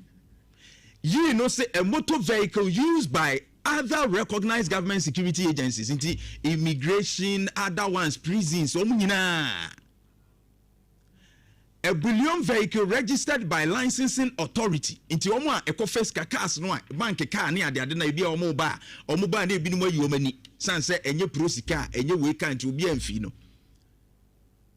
obi sinye sika ne na mbe ha ya adwene wokwan mu sa no sika wu mesro ye mo kwan se omutimi ebo efam and was say a person who contravenes this regulation say wonya sa cars we bi na wo de bi kobo ho a is liable on a summary conviction to a fine of not more than 25 penalty units or to a term of imprisonment of not more than 30 days or to both. Nti ubekwa kodamu anansi ebe charge se uko fabi bo ho ana wo yes a hazard na wo ni tumi se wo ye no a ubekwa kodam na enu no achi no yehu se speed nso a yekọ ewo kwan ni mu so saa cars ya mebebo so nyina no omo wo exemptions enti o ba bi wo ho a omo tumi di speed fm no omo kọ wa bra bi a yekọ 50 km/h in fact wo hwe provisions no regulations no 211 212 ni 213 na e kire de ese okọ speed limit udu urban area enisa okọ beyond 50 km/h any other you are church ni nyina okọ bra etia. But some vehicles ya mabobodi police there fire there ambulance ni we nyina there omu du ho a omu timi kobro because of ebia emergency and say omu duty a omu koyenti ye exempt omu ye omu free speed limit ni mu na regulation 214 no and massa provision see ye omu free speed limit ni mu na eno ena eho ena ye problem wo sesei asoman a ese ye hwe na ye hu se wo hwe regulation mu a wasanso aka bibi foforo enano me pese ohwe ade bi ne mama Jeff de abana fe ye de hu nkomo enano ayi de KUSD de enkwanhia esi wo a police car any trotro ede no me pese oba Facebook na be hwa de this particular one very serious ese police ni kra onyan recover isa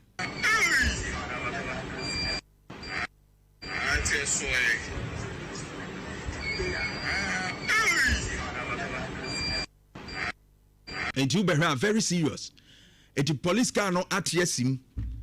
E oma kwache enkrofo bi a is on omo kona duty di omo twam cross traffic light no and macatros exemptions no horses cars we nyina wotumi so omuduru ba bia eye yi a womutumi cross so eno de wo ni duty as a police car no wotumi cross so eko na ba kunie me kire odi enti America say ekosoro a ese yeti ye ni hwe no ena no enche kura I think some few weeks ago ena ba konso ebaye from a police another way military there eno nso enkwanhia si about 3 weeks ago boko omo aye deploy omo no boko de no eno nso ebaye we de eyi Accra enso ede bia esiye de Jeff edi kan show we eye boko de no STC bus wode military vehicle ni hia mu a soja ni ba ko ade bi atwa na chi a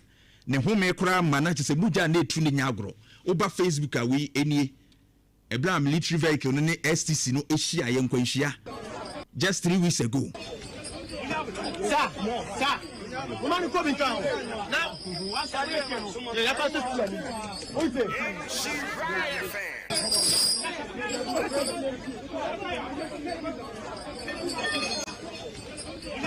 Sir, woman ko bin kan na wan sare ke no ya pa so tu oje she right fan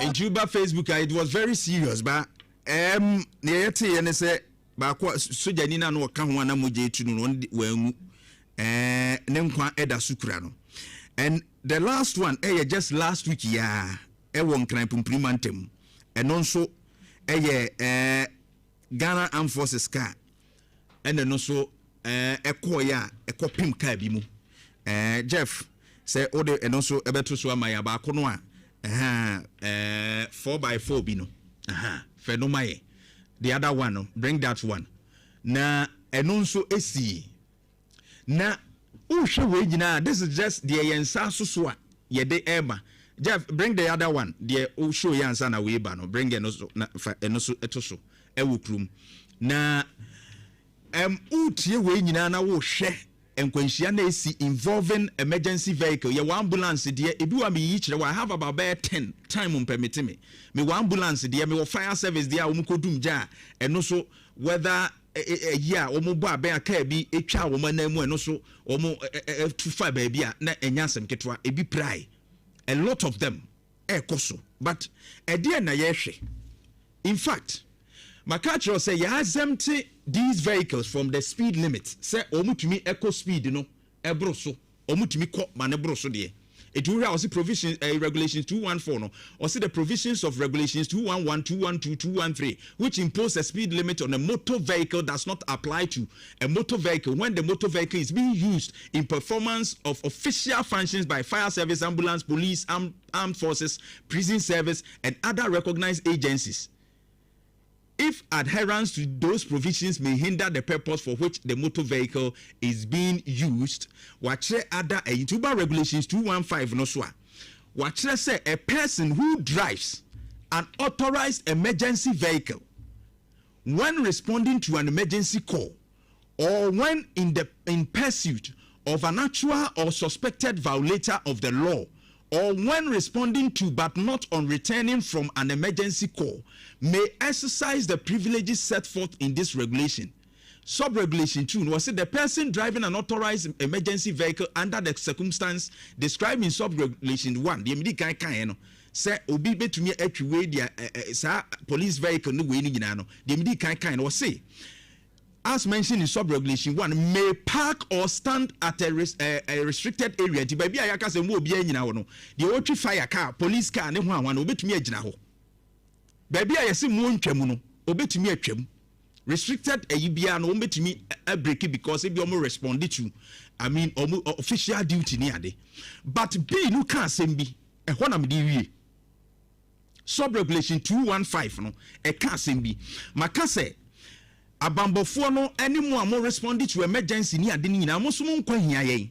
If I show you the other ambulance no say Jeff me de ma wa bitimi na ambulance akohwe ho na maame no odam o sa yare no ni ti asa pai obi a ono no yare na ye de ne ko akɔgye na yare no ayare fɛ no wasa akɔpira because emergency vehicle ni speed ayi ano wɔkɔ no a car bi cross yɛ no wantimi anyɛ ho hwee ɛna wɔn mo hwe wɔn speed limit na wɔn nso mutumi kɔ beyond ba wɔ say B no ɛyɛ regulation 215 sub regulation 2B or say proceed past a red light na is a traffic light as all red crowd otimi proceed otimi kɔ or stop signal or stop sign but only after slowing down as may be necessary for safe operation. Edi o kodie aso red die akwanya wom me say asojafo ni polisifoɔ ni emergency fire service ni mo akari nyina mo hu hia ye mo nkwa no hu hia because mo na mo boy ye ho ban ambulance fo no mo na mo ye yare ye refer ya mo de ye kɔ fire service je hia mo badie. But when you look at this or say authorized emergency vehicles the ese mo ye no so no wa kire say mo akwanya wo ni nyina mu die but after udu red light no stop signal bia ni ade a or say after slowing down you may proceed as may be necessary for safe operation. It is the safety aspect no. It is a mudu on a red light na wo mu say red so a wutimi kɔ de. But when you say yen civilian drivers ni bi wo hɔ a drivers ni wo promo ano ebi wo hɔ a especially atro drivers ni wo mo so afi na wato car fufuro yi a ebi wo kura won hye dan hunu so yie no ɔde nanam kwan mu oduru ya ebi kura na so no kura won tietie kwan mu no wate asim no wɔkɔ ne baabi ɔde be cross wa ma asɛm aba ɛnunti in spite of some who akwenya as security vehicles as emergency response vehicles na ade sɛ mutumi kɔ beyond the speed limit no monso safety operations no hu hia when you get to the stop signs and all those things or say only proceed after slowing down say be ya ensure safety operation very necessary. The Ghana Armed Forces, the Ministry of Defense, the Interior Ministry, all the other agencies are more that privileges, you know. Say, mo ensure say mo drivers no near deno. We ensure safe operations because yeah as a kosro kakra bi ba ko na si we military there. Now mo life no hu yan because mo na mo boy ho ban. The new regulations is written there.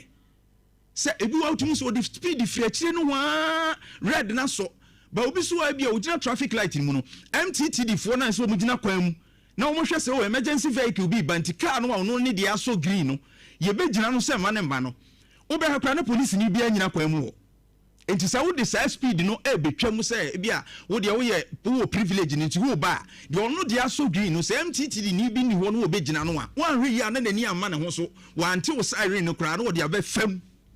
For safety operations, you know, this thing must be taken note of because a cost road. And that is my concern this morning. Say the Defense Ministry, the Interior Ministry, and all the other agencies are more privileges. Our council say we use siren. Now we go beyond speed limits, no. Musumun kwa hunya. Oma ebetumi crash o munusun kwa hunya. Na yenye safety operations. So ebe ye bebo ebe yenkwano. Yebetumi ekrem monso amu yusu sare na muni ho kwan no ise de mbrana ba ubedam fine so yebe fine. That's my message this morning. Eti prosifo soldier for ni security agencies no yusu sare there but sub regulation eye 2B of regulation 215 ne say after only slowing down now ebe ensure safety operations under a stop signal and a red light especially under the traffic lights no yenhwe de Insha 104.5. Asemi edika wana beka. Mia na beka. Mia so na beka wa. Nana Kwabna Prechun, good morning. Akokoa, good morning. No. Odie. Boko. Ya da okoko wansi. Aye. But I go say assumptions no emalimpa vulnerable. And I'm making. When you talk of exemptions, ema we are vulnerable. Enipa ntia se ye hyemra na se wo no ye use nchen a nye se even though it's a privilege but when say ma we vulnerable it will be extra cautious and that's extra careful it's say ye use nchen sa no a ma utrimi a wo de wan hwe ni ya Yeah, well, Kasabia can say the higher you go, the vulnerable you become. Yeah. As a walk no, unya to me now walk no. I said the David or Henry David or Okojina Bansoro na otin in here form. Na uhu obabia o dware na akono be hye nimu enim de be ekwie no kofa oba no kun ni kunu de enim asotwe a eba no so the higher you go we are vulnerable, right? Enunti se emamo exemptions a I was say hwe ni ye na yen abuse exemptions no, just as the law is saying and the regulation is saying, say ewom say ya mamo sa exemptions no badudu ba bia eno nkire say to ahweye so to twene regulation 9 no on road usage no road use certificate regulation 9 on this same regulation 2519 no regulation 9 no be for exemptions cars are exempted from road use certificates soldier for car police for car normally are the fire service near the security agencies no apart from say speed no co speeder womo ebi omo toda omo ni free omo so no car na ya no mu use no eya na ho den te say eya na condition et say maybe san say sa cars na ya omo use no because of the exemptions, still on the exemptions, because of exemptions omo wonti no omo ma omo ni cars no ho ana anasa no ansa omo tena mu because omo ya exempted from road use certificate into no o tena mu just like the ordinary person or not in the demu oduru be gina no o tie na ahwe tie no o tie na yes gina nchen na police ni ba do to ano ne ade be delay ni ade no wo ni sa omu ye nyom sa enti no o kwa no okọ. How do they ensure say omo car no safety condition no intact? Yeah. And I say because of the exemptions are omo wonti no omo tren one no omo okọ. In fact they are state assets. Omo ye o minor asset o minor bon hoka apart from say ombe hwere omo nkwa no the government edi won ye adwuma edi emfaso bre o minor into o minor bo omo hoka esa ensure say omo nkwa so hia they have families also and nti ye mpese ombe ye omo be bo omo bra biara even though the regulations give them some exemptions and was o aban no ehwe say omo cars omo use no conditions e womo no send it here. How often ena omo ye maintenance? How often o head back here e see na no am saying kran kwan so de no de STC ni ye no boko very good boko de no o head car no a kwan ye fa so a etimi edane nani ede be yi ebe bo sa STC bus ni no utum say there was something wrong. Ebi onso so negligence e ka ho se womo kosa no a meka se ye mo exemption a wa hwe ne be ko trim e ko won trim ama speed a womo ko no sometimes utimu say or say I trust my leg ne nice accelerator no so o je car o twini di enti or ne nice so a onyini na impo but ye besere it is becoming too many. Right. One too many because abino ebo hoka state resources and the bonka because cars here say a mine ne beto. Yeah. Wait, so say no say beyond repairs. It's also a buying it all from every government talk new vehicles. Every government. Oko police station oko Roman Hill Hono as some police stations are Oko sa station Hono. Your cars or Hono police vehicles. In fact, I mean cars all the police stations. Yeah. Oko could do Hono. Your cars are police vehicles. I won't say. I say si hono mo condition ebi ho krampa ebi an the windscreen apai near the rubber saying near esi ho ebi ho an tie near the yasha say near esi ho. It boils down to the maintenance culture of this country. The maintenance culture. Yama nin kosa na man ho because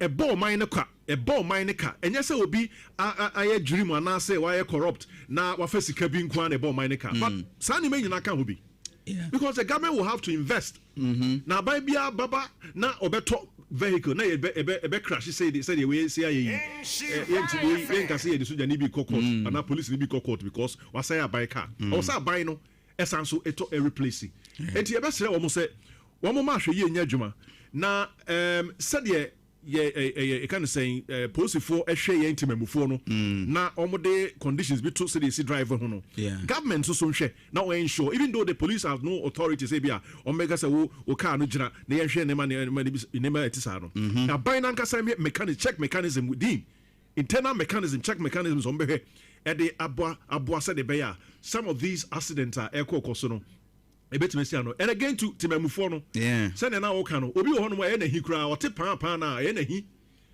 o de chew na no me ka say ambulance by obi omudi achi ha ka tim na driver na de chew no eyemra and ama won kwan whether say okoto aduane ama ne girlfriend so okoye den eyemra and ama no ho kwan so you give the person chance man opportunity man messing kwa ne baby because the person and as a car no emra etachire to me so yes I don't know but say ye hu anase ye de yen interest bi e si saade ne kwan a e betimi de oye ne e de aba enti e besere se timamufo no so be ya hweye na ye hu se it is the state ya nkasa ye ne de sa to me no e de ama security agencies no ene sa ambulances no e ba no sirens ne opportunities a omo se omo ba ye bie kwan mu mo ne ade no ene 4-wheel drives are and then yakase momo sirens now. Still they are doing it. They are doing it. And no also say best say government then na be form. Post for the na be form. And no na bet me aboa masa na man to try because anyone who say car bia be so bia na e bo pa. Edi ebufu e be hye timamufo no mu.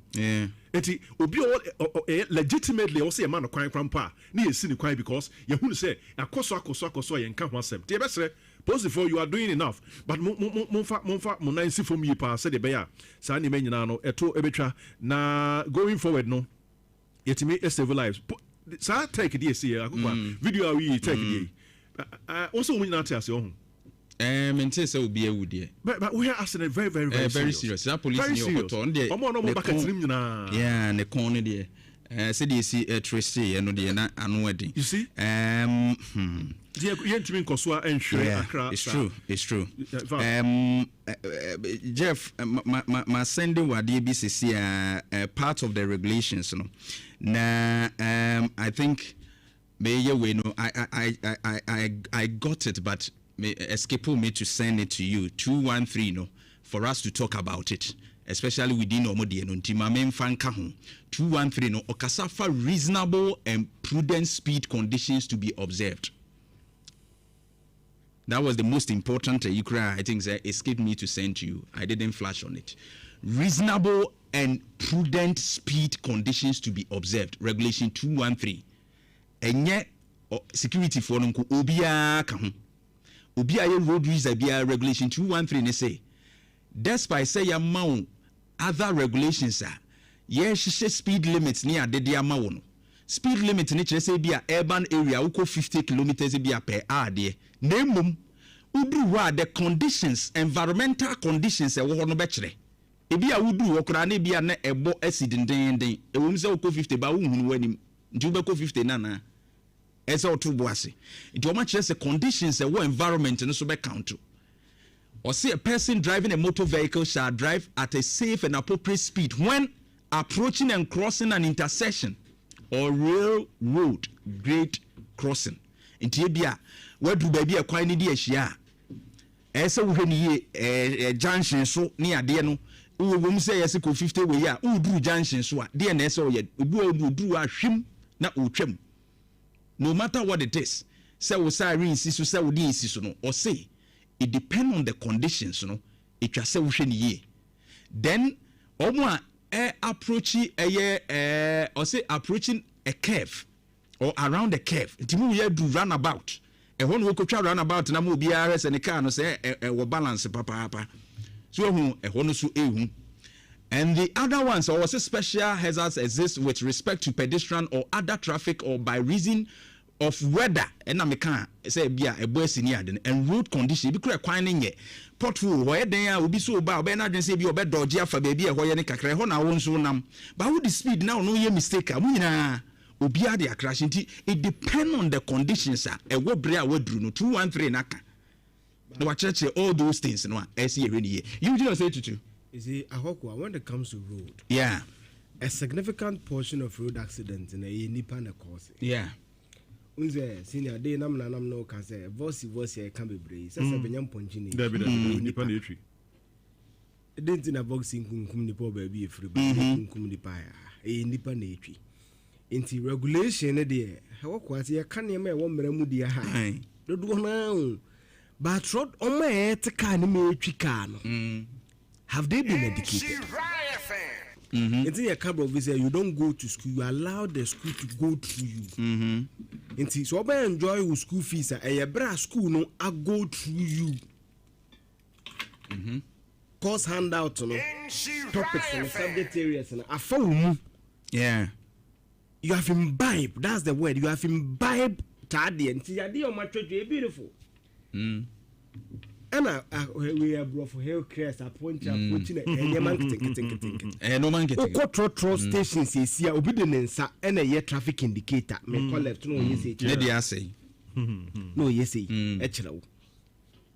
Omo traffic gators and yajuma. Traffic indicators and yajuma. Ebidia so kra no we spray so. We are triangle. We di mu. Ne di emienu. Ne di ese emienu e ba ko. Obo ni ma na o de ko 4 gallon esi akiri. Ye nyina wo. Ye wo bi. It is hard to enforcement. Say nyaba. I want to DVL the any bello. Oh, for your road where there. You said the car must be what road where there. Can't be a where there. Then I did be a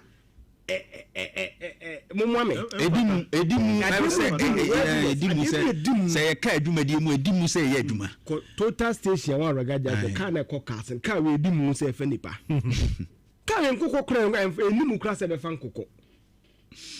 Enti ni nyina ka no pena mi jani ma ka bi e de sei e transport to nsuo aba ka na yesei e na eba atra checkpoints yes the center board mo na me ana sa de na na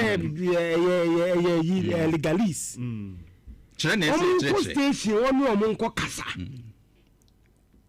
about 2 to be 5 wow da bia mi se nkura pon school ye nkomunika we here DVL so say wa wadwen adwuma uduru krumu a say kwa mesha road readiness some of the mental check and bebra bodam and say o man kasa on be ye bebra bodam eni nyina wo udu nanim TCD na wo for bia ginti no bat once break say wo no then the betu ho emfa na ho so the bonus so would for enti ni nyina aka ho say check police for bebra gira kwa na say sinti no mu kira ho iti ye pa no kre come on usually na no me was on police station na ye twem ho no na car bi tete Bedford bia afa ye se body also na o free police station ho be say utumu say o mu hu say car ne condition nye nti opie no me hu say driver ni mate no we bie door no e na okuram say o door ne ade eko se masa ebetime pre o ade ya o say door na say enya papa na okuram say o car ni ko no nti hu say sa condition nti no mo che ne ko she ho na mo ja no so mfa mbese nko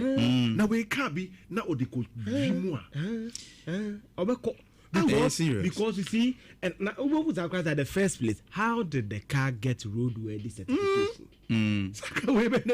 na private for me gina na say me try me person no ma jame na ye gina unnecessary stereotyping but odem say trotro e mo nkwachiri isi ana ye yade no mra na me mente ase no what junction say see trotro ni be ko so fula on trotro ni petim onenti online say to oyikura na online CCs no so ana be ko mnamu no ye we agencies that is their job if even the Ghana Standards Authority has a place in this conversation the standards of vehicles there's a role they have to play but no say and have you educated the people overtaking or yen send your baby or tisi kwama and say ba ku bi me na mu ya gra jances no atiesim or the abum lucky na me hwe kwa so beje bra o na ade abon to wadi for ba mi wanu wadi nsemu no wanim so hu tisa de ni na ade akokwa ese ye safety and again passengers no munyi nan sebe o te kan mo bi di nsemu no so okokum na wo kan obi ti atina o kan o so bi podi na poti na ma police na munyi na masi mun kama no mun kampo no obi ti dia mun kama no na mun kasangu ni so ma nya o kwa gra ana ese kwa na aba no so mun form ho nyi wo the passenger side nanka no de aje Oh, Kasam, what you are first, and see, the moment you pay the transportation fare, no, there's a social contract that the driver has to deliver you to your destination, and therefore in delivering you to the destination, some when your driver need your ban him said,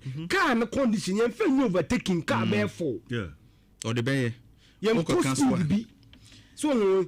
Say ya woofy glass and abo or say no them rubber bag and the solid tape attack what them. You know, a problem. Station masters can obey responsibility.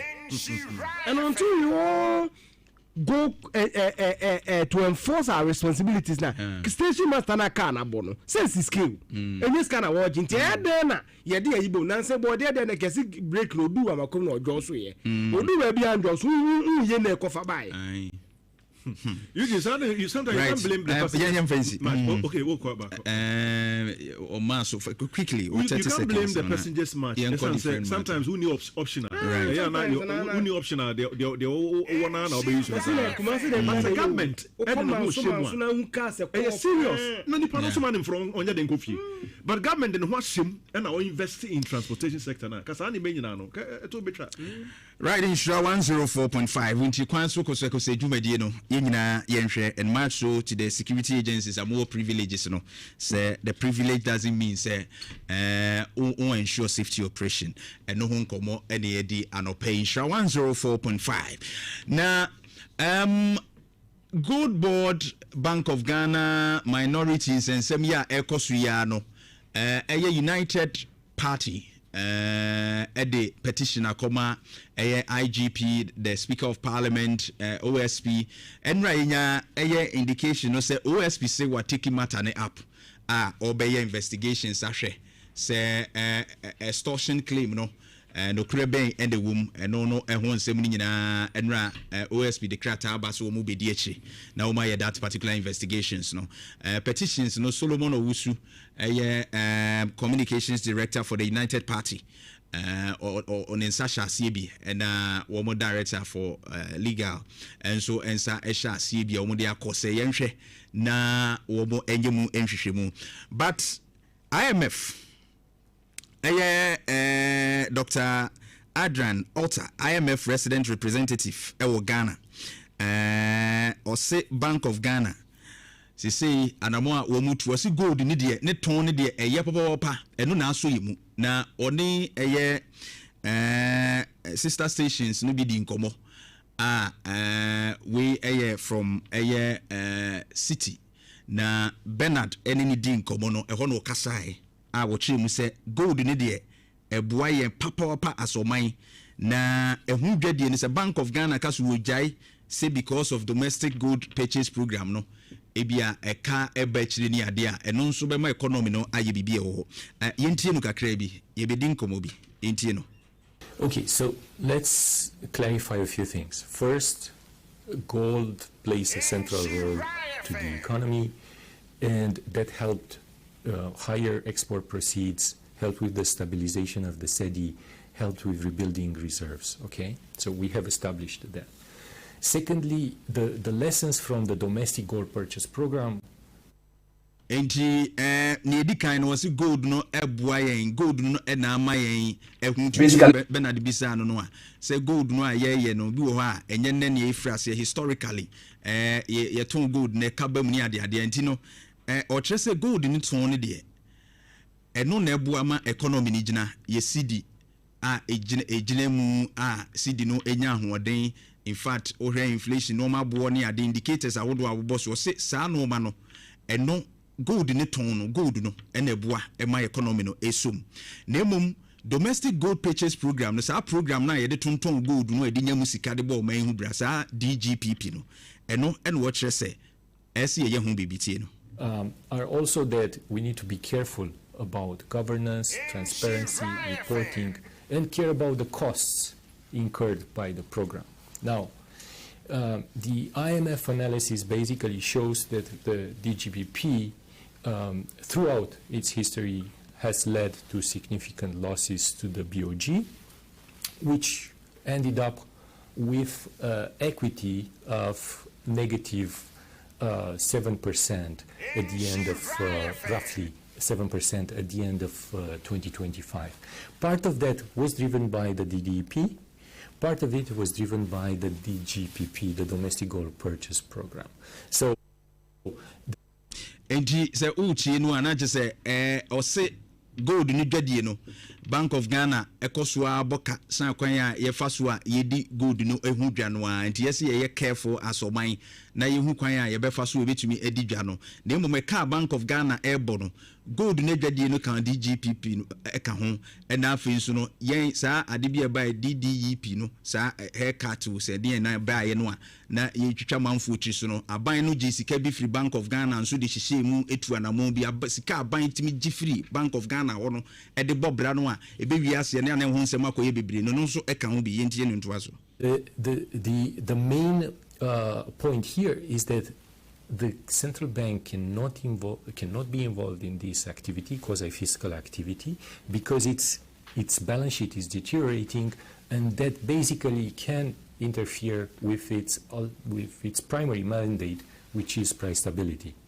Okay, so how it can interfere is basically the central bank has operational costs, and it has cost for sterilization, and if it decides that this is too expensive, then it affects their balance sheet. They might not do that, and then you will see prices skyrocketing, and that's not something that we want to go back. So we want them to maintain price stability as their primary objective, and that's in. Right, maybe because Kodinko Moka Crentino, the Okan see answer can one say Bank of Ghana and address oh me ton gold no a care benti ebia me jai because program no krana e hu dwumadi no e de kai breme kakra ne ade a eno nso be ma wo mai ye be sa akoyeda dem eno nso ne ba bia IMF pani kire se yem pese ye beko eno ma bo be kosoro economy ni be sa agi agu nti no hwe na ese ye hwe ne yie na mum gold na dwadie no de eboa wo man no tie nkasa yi mu de Dr. Adrian Alter IMF resident representative to Ghana and what can I say Bank of Ghana enti IMF akire but ni statement ni nyina mu no waka is Bank of Ghana losses any ade or say or emphatically what Jim said it wasn't the gold border you waka Bank of Ghana operations any ade he said he can and run one mamene yewra Solomon Owusu entwetwe enkomo Solomon Owusu communications director for the United Party papa uti na manyosemu a wo the petition echo the Akokoa Speaker of Parliament, the OSP, and other investigative bodies in United say omunhwe na extortionist claimer about afejo marking no wono munye munhwehwemu minim OSP declared aba say wono mahase is he happy about that na a conclusive emano by their petition. Ira Solomon, good morning. Good morning. Now who are there? Hello. Hello. Otemenga. In fact, MZ internet, you know. Okay. But I kakra say. Mini Ghana and Tirama Mkomodi Akofom. Okay. Technicians motion say you be fully network systems now. I say Okasana say no CD as well as scratch. And you're not just well,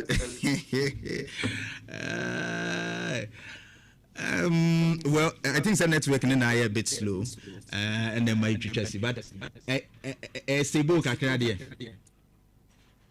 Oh, to me, I don't know, so maybe any idea. Okay, very well. Yen say petition now more the core, you know. So far. Akoye say mudi na yatia munchi mu baye say United Party apushi on yente political party bia so why interested say obe petition for this particular group whether NDC or MPP by United Party and the communications director mode petition what was the reason why more as a political party mu decided say mu choose ana mo Samiti was every year, Busa, ye petition, I diaco.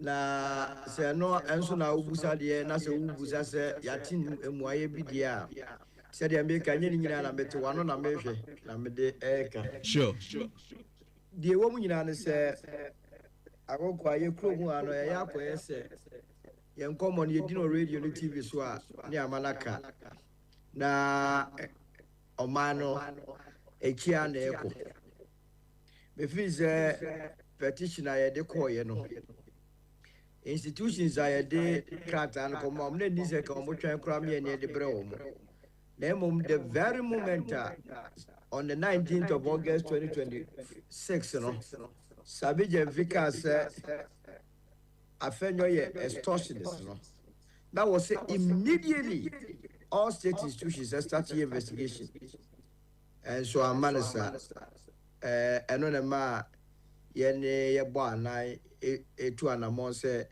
ye bema institution no aye adwuma also mo ye na aboa oman no nti obusa for petition no dia eye asem kese pa na it goes to the core of your democracy na your practice no esan say Ghana no ye the two mission will be inside sa to me no yes one fam be ye adwuma mo ye nyina na ye nyina adwumi ni ho de na say ye the two mission on sa na so bi ba be boss bo say wo two me na de ama no wo de why dwe say wo de be ye adwuma e de sika ko show nko abotom de a na chese wo ni ani ni eno nti na ye de petition akọ. But utie the other political party, especially the MPP, the opposition party, the main opposition party, we can say na say me we can MPP.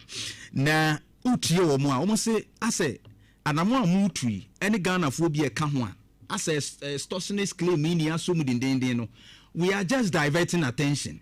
I say ehu hia I go first one record that the moment to four boys is akwa dem enyakura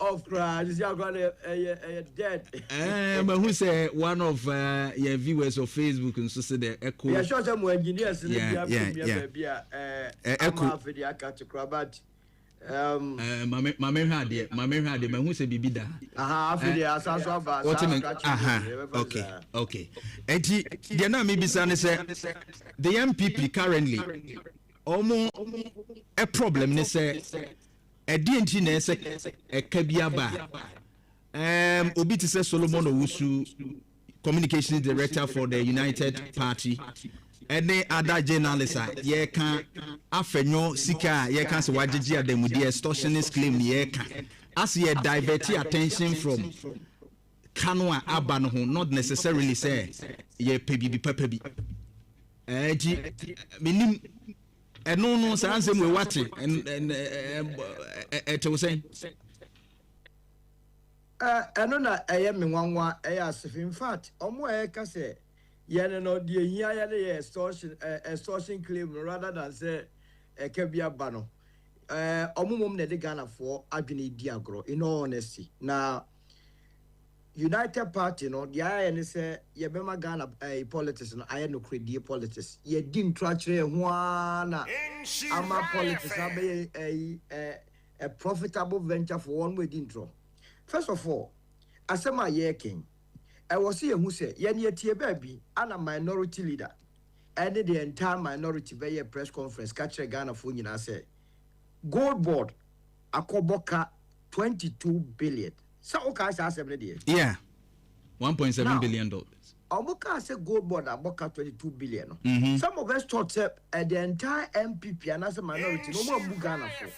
Because now me read the audited financials of gold board for 2025. Now, our constitution or Honmoa. And Kabepes Obekai Article 187. Now, Yashe, and the credit was ye, no credit politicians bar, no maybe we see cannot be nada.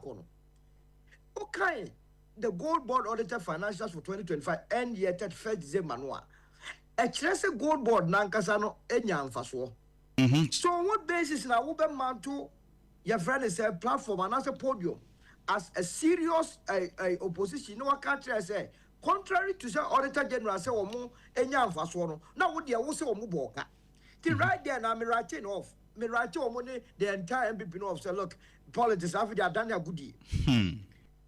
And a dome and tear pass ano. Sabi dem fi super respond. Now in response no country say look. A brand here are your friend of Afenyo Marcus. Didn't you obey this antro because that press conference was purely lies. And they said what the young and the Kotikwa there.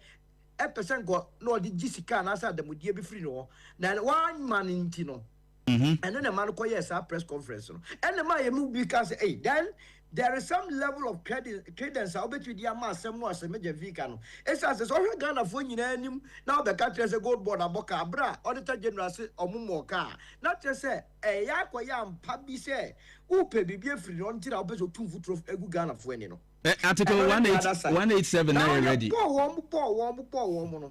I know what catch and say, IMF report to be your friend say, Omonwa, a Chelsea gold board, a Aboka 1.7.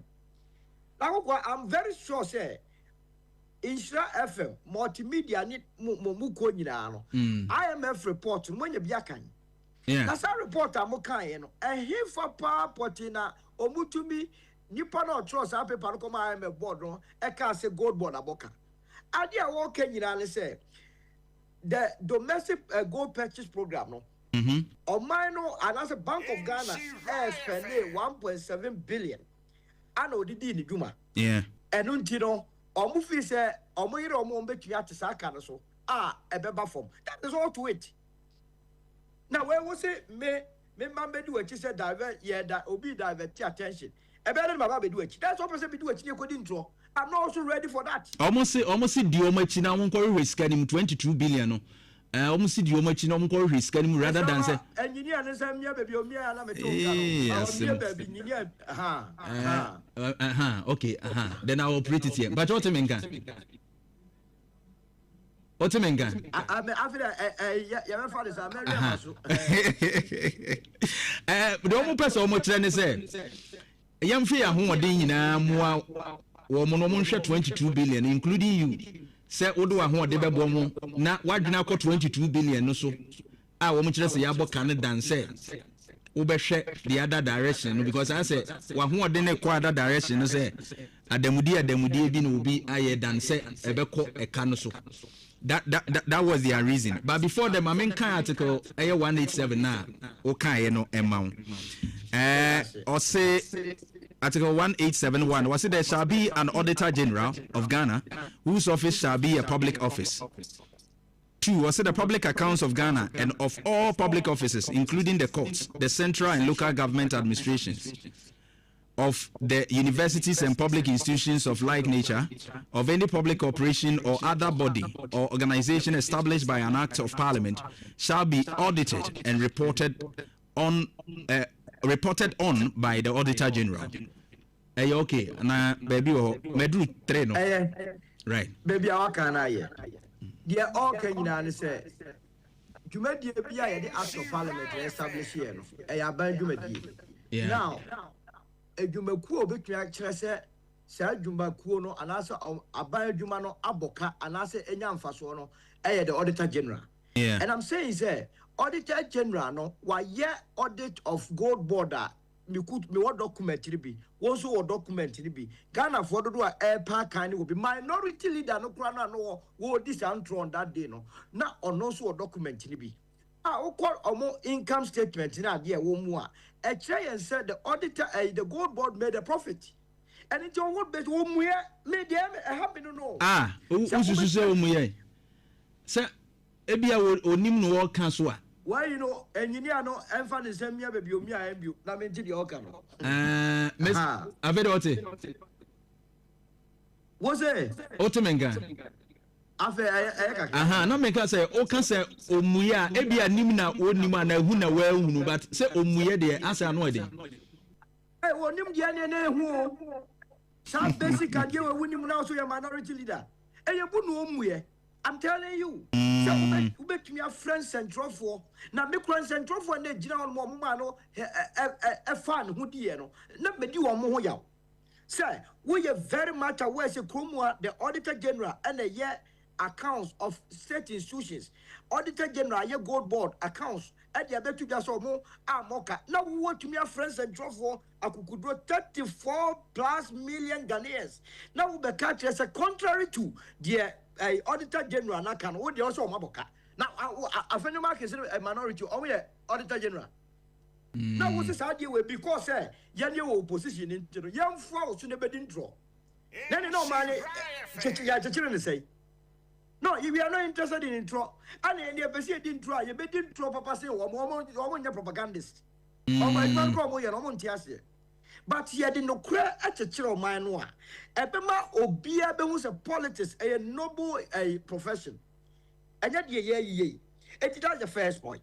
So, I was a young caught into the Bank of Ghana, a car 1.74 billion. IMF focus everybody to gold now. And also, you bet me a come. Now, much margin as a nationalist, as a patriot, as somebody that believes in Ghana. Because some politics, MPP, NDC, UP, never go see baby. Yeah. And now one show to ya, FD pound grano, and discriminate between MPP, NDC, UP, FOBA, and not yet to a baby. There is competition, cooperation after competition. Ya to a baby, and ya can say you better chill mine. Now, yeah, you should go for oil.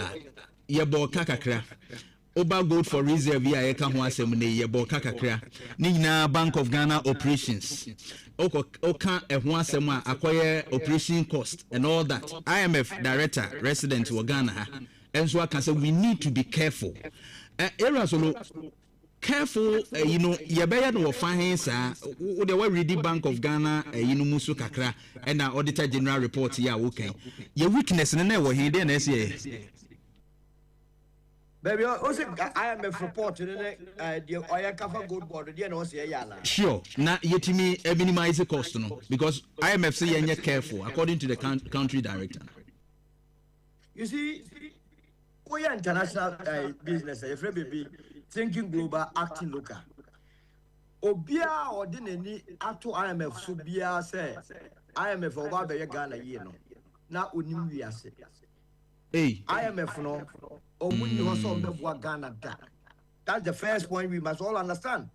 Say IMF person of Ghana and ka omo hwe say yemre this is about the 18th time wa yakọ na busa say yakọ omo bia omo prescribe solutions in my ye call more almost try idea beya ye ho betoye and so ye free one year alcohol.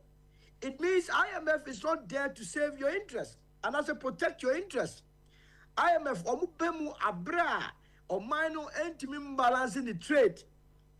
And it is in the interest of the IMF so the biano ye wo for no motua be ma ye mrafo na the biano ye goodie ne nyome wo krom ha no ya sesa ko free. Now the fair job of every government meaning o constitution be ka ya na quote ye mesro so be fa constitution bio na wa ko article 36 na ya okay. Also ban bi aye article 36 okay. Article 66 no fine. Right. Ewaha. Otemen kande. I say echo be crab. But also the state shall take all necessary action to ensure that the national economy is managed in such a manner as to maximize the rate of economic development and to secure the maximum welfare, freedom, and happiness of every person in Ghana, and to provide adequate means of livelihood and suitable employment and public assistance to the needy. Okay. Waka no we da ko article 183 be be say combine nyoma bienu na Ghana for ne te amemu ase ye kasa amemu a na mo ma adwini ngosi propaganda so article 183(2). Okay, article 183. Okay, let me get it. Maybe. Okay. And okay, 183. Let me pull it here. Jeff, we'll pull this with me. Well. Okay. Well. Okay.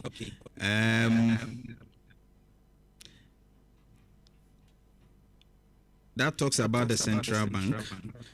Article 183 or say the Bank of Ghana shall be the central bank of Ghana and shall be the only authority to issue the currency of Ghana.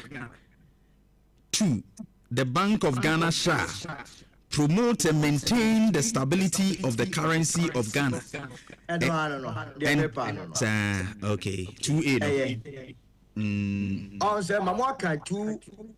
articles, Article 36 and Article 183. Article 36 literally says, a bambia, you do this or my penny or pound for be a Juma or some more yarn say, Moberhesa or man, you better run a year and you see a 70 be a woman, send your bear, yen a Chima Ghana for one will be a canon, Yenny Beji. Now, Oko Article 183 now, a treasure Bank of Ghana, no so, the Juma also the other say, I see a sick guy, a friend is sitting on. Now, more than against other currencies, said dollars, said pounds, a bedjina farm, a penny, a penny, Now, your Bank of Ghana, and my new Bank of Ghana, and your profit making institutions. Yes, Bank of Ghana, you also the answer, or best, or the, and you remember what Quemua, a Bemasa, your Sika, your friend is sitting on, now what yet making a farm. So, I will go and Busa and Nano Pay. As a result of the Bank of Ghana, the past 1 year, city, for the city to the dollar, yeah. Hello? Network, no, I will go to Benga. I'm a tone kappa. The Bank of Ghana, and man, see the number for the last 1 year, and relatively stable. Yeah. Absolutely. And it is a Bank of Ghana. Profit making institution. Not you media, constitution, or member Yesikano, and what Legina Faku. Now, what the programs and policies we have to work, not a Gina Faku. On what basis now can a new Batrama I am a Faber say? Sans the media now, or more, you know. I must see the digital and your papa. People are not thinking aloud. Accuse the actual administration. After that, we can go and be Bank of Ghana, no more because the same policies are about the buyer. Now, and to be Muama, you see, now more than your day. Now, so who implement the policies? We not send who Bank of Ghana, you made the idea shows. I said, my city now more than your I have every right to criticize the Bank of Ghana. Okay. It is a way, in the mass city now more day, the airport said the I will be the first person to come and criticize them. Okay. But you don't criticize for criticizing sake. And yet, criticism no. And it means taking lessons from the IMF. Right. So, are you saying, sir, with the cost now, Abanana?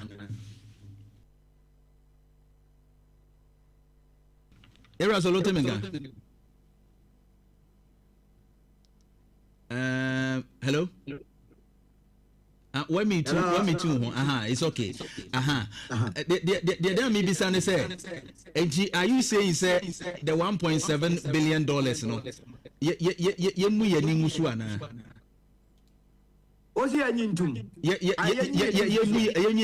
Because at least I cannot benefit here. Yeah, the number you know. Okay. Mo production mo ya no pay. Yeah. Someone spend this car, mo nyesika back. In accounting, me your friend is a cost of sales. A car be body akwakonya bibia free. So right. And it is about 1.7. And what to me, eco 10 point according to our $10.8 billion economy. Yeah. Gold purchase program no boa mo munya forex not can it just a cocoa bob shower man and Yasan ya bad ya barber show you see the up and then you not say I may see no edge enough aqua. On what basis? Now you make you quantify stability of the currency, send yes be a save businessmen and women all mine. Me a businessman, it's grand better coin. When the bread between 2017 to 2024, me working capital, you know, as year. I am no more gain. I see. Ye boom, Groby. What in Kumasina, Orabo, Miabesia, businessmen, Obibini, or Yen Solia. I catch as a Yamuhio. Now, Musidi, you need electricity in Yoma, and they walk us through, and they go human to Munya Hubibi. Not when you grow more. Because to the businessman be a person to be planned for a longer period. Now, exchange rate, you know, a will effect or electricity, so a will effect or insurance, so a will effect will be biaso. As I say, yen no, unfortunately, you cram your mother, you use your Ghana, no, Eba Ghana. And it is a ECG back crack cables. Now, the dollar, no, a fibia, ditchibia, cosra, also was a better effect to electricity price. So insure chemicals only treating a dear chibia dollar no cost ra a be affected the chemical price by extension or say to zoom and the PURs they be no more to zoom no. Sure. That's obia to me stabilizing now. What's it me because of politics stand time I did 2 million krama mo fanya nya na no ya before free power. Yeah, we go more power na me buza power mo de ba be here. What try to 8 years and you me be say ni nyina what's up back see for power ni man fa say wo de be pad here. I don't think I was saying show on cranning one material. And in any case, the IMF report no one can rely on. The same IMF report no can say about 2025 omoboka to that 1.7 no. There has been a massive improvement. First quarter of 2026, IMF one account said the cost of sales, you know, a free 14.5 up by 11.4 or so. Esan say and I say fees are na omutiama gold board no and omate so and in your money nanti sadie we yesia na who say there is an improvement in the system coupled with the fact that there has been massive stability. What's it remember meka say ye ba beka 22 billion now got 22 billion and now got the dividend of the stability of the economy. Yes, I will can't nanka o can fast way nya. My engineer fan is a baby so. Mese na wo kaka no mo kaka no nka ese wo so kan faso aba no. O ka sala za ti kokra. Very well. Na mese o kaka enka pese o mo kaka no ho asem na o mo kan faso so ade abre ba en de ese wo mo nka. O kaka no bo asem o kan faso ade aba. Ye ni ne tie ya ho. You see, baby politics there do just obetuku mu na na go for. Yatina Chroma Yato City $1 to 17 cities. Yatina Chroma Noa, a true baby, let your my boy, a friend. The first time I'm a year, galloping inflation, secondary school, not be fees abstract, me who be, me ko jina me transport, Ujra Boso Kana or Totaisa. Now the Banis in Okato, my brother pay fast, price to change, pay fast. We have mistake 30 minutes near something. And yes, I'm money, okay. I can hear in your man. Oh, and you know, on my year to join a party now didn't to Obabe or Masu and Yenny year. The away is a woman first of all. Now I got to us. No, I had the way 1 year. No, I had the papa bet me. No one could tell you cratasso. No, I just a fighting cup a patcho. No, I just a feed ye bar. And your mom, that ABCD. Oh, my gosh, I'm not Ghana for. Oh, sorry, you wouldn't want to say, and drunk one. Not Sunday woman. Erasolo. My main young for was your brain in tea, but OSP also was similar. Oh, article. Ottoman Gazi say. Now, me say OSP also was similar on Afeno marking. Already more could see Breben. Do you have GDA will say BBP Pimwana? Baby, I don't go. What's our friend Marcus? Why there? Me say petition now. More the coin no OSP assume or say or be probe sa allegations no. Me who say previous comment on OSP as concerning Ken of Uriata di na won share that ni GDA say as we 2 and more papa bi. But we now assume no. Do you have any faith in say ebekwa kusipo? Ronnie Bessie, we are cautiously optimistic. The woman is there. Ya fiba ko penny de petition ba ko man say ora ba omiana nkasa the control na numu to say wono single handedly wo to me donate more than 300 brand new pickups MIMP. So guys are yeah me guys are petition.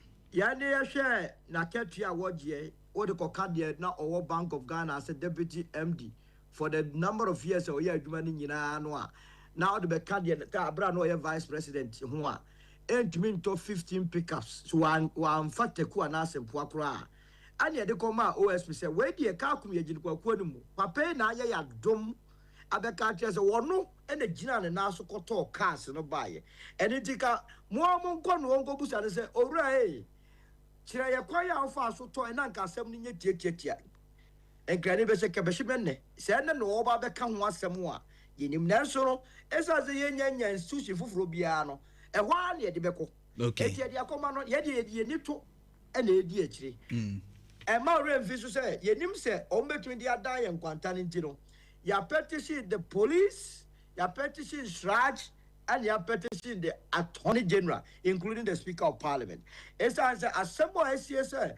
Yenya Afenyo Marcus Namkoti Kwanso de Boa Puno.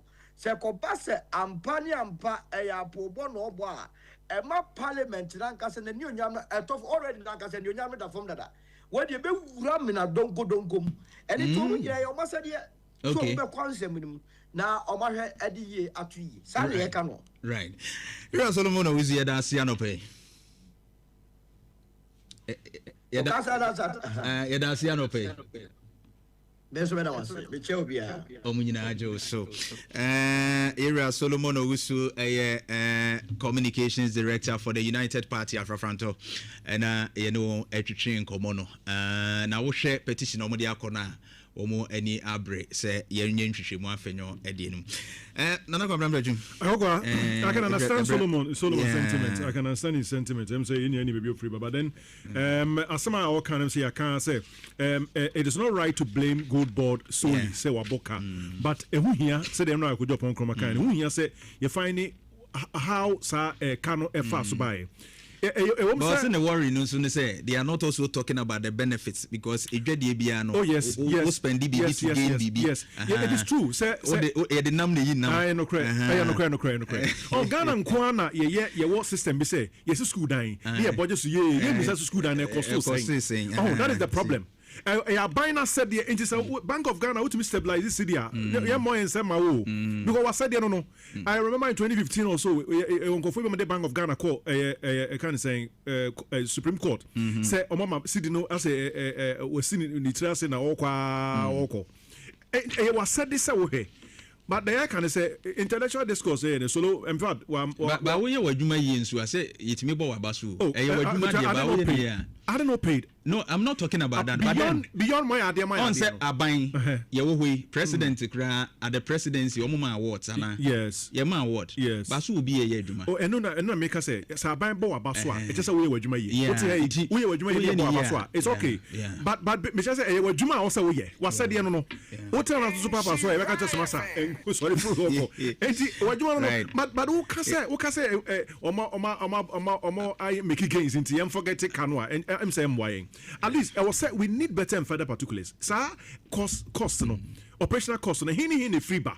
Can't we do anything about it as a country? You know. Right. Thank you. Yeah, I'm for the Akanum chat one time house na mighty program. Emano say be o mo be come and see kukundu. And remember nyina be ma bi o no Johnson out ya won be ma Johnson ntrada na so kukukuku process problems nyina no be hia. Wonchun capsules. Mr. Kill so why am rew mpem. I think article from Odebo eni anu wajemu obehia Mr. Kill man the Arab Banzen tablets e ba chopi mano esesia himfie obi obu nsa oti ya ensabu no kra husu yie me ba chopi obehia bi sanse e be bo himfie obe kama what I say na mo de giade obetimi afre 0244 275429 bebi eto adobia so kwa obenya bi ewo ho maka cho say Absa credit card nti ene bi bia beso to bi betimi to na ekire watuatu ne kakra nsi hu eda so ne eda form kra say unisika obotom na oye businessman obeso to bibi Absa for kwaje Absa credit card ibi oto ade ne wi akire no ye be ejije kakran ma bia koye kama Premier Nursing Training College and then registered general nursing, registered midwifery, registered nursing assistant clinicals. Premier. College, accredited with Ghana Tertiary Education Commission and a nursing and midwifery council. Children, sounds also affiliated with UDS and international. So almost say we learn to serve. Open Chemubia for 0244 064285 and 0243 519083. Right, thank you very much. Okay. H&H rice, H&H sardines, H&H mackerel, H&H spaghetti, and then Utopia, also H&H brands, and the KuroYiMuNsem. Now open those up for 0322 190877. H&H also make every meal a good idea. Right, thank you. Insha 104.5.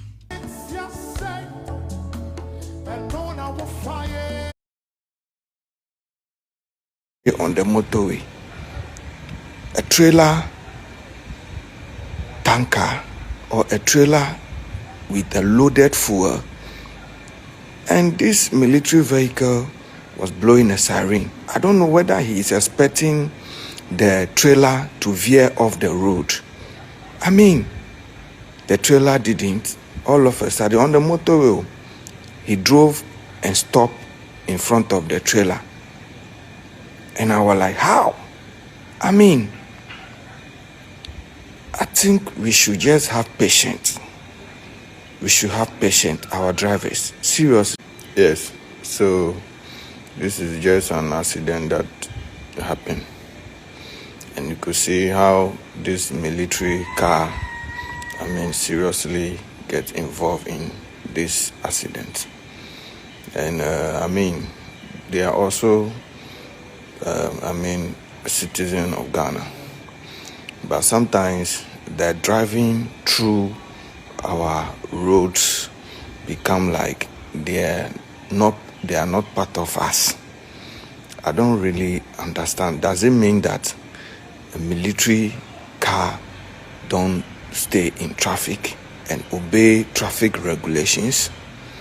Seriously, we are not saying they shouldn't blow a siren, but the siren must be blown, for instance, for emergency purposes. Like yesterday on the motorway, a trailer tanker or a trailer with a loaded fuel, and this military vehicle was blowing a siren. I don't know whether he is expecting the trailer to veer off the road. I mean, the trailer didn't. All of a sudden, on the motorway, he drove and stopped in front of the trailer. And I was like, how? I mean, I think we should just have patience. We should have patience, our drivers. Seriously. Yes, so this is just an accident that happened. And you could see how this military car,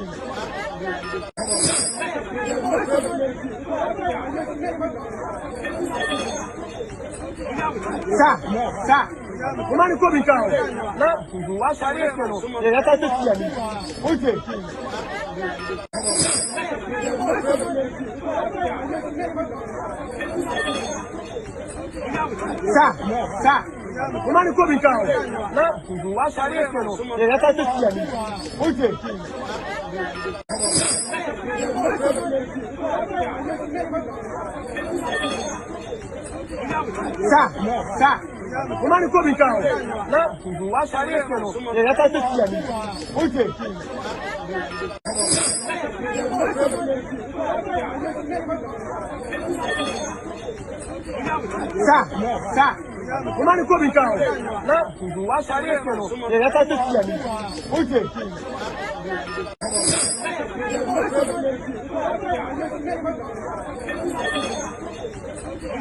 sa umani ko bi ka na wa sare ko no ya ta ti ya ni oje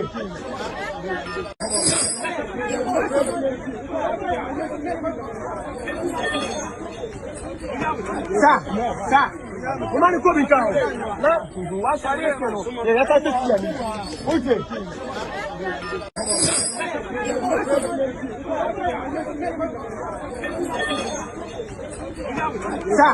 sa umani ko bi ka na wa sare ko no ya ta ti ya ni oje sa umani ko bi ka na wa sare ko no ya ta ti ya ni oje sa umani ko bi ka na wa sare ko no ya ta ti ya ni oje sa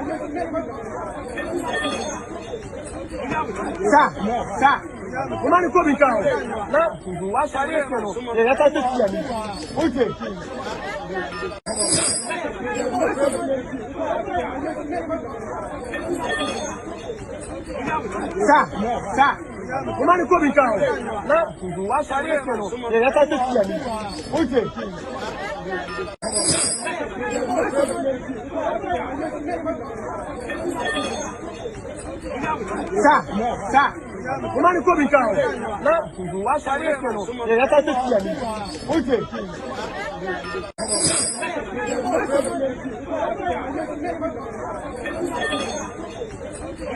sa umani ko bi ka na wa sare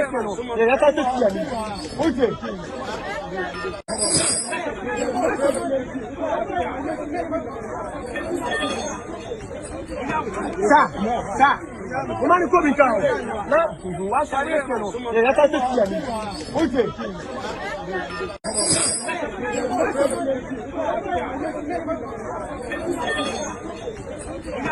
sa umani ko bi ka na wa sare ko no ya ta ti ya ni oje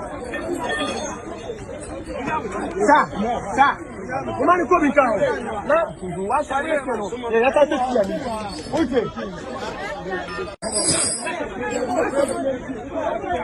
oje sa umani ko bi ka na wa sare ko no ya ta ti ya ni oje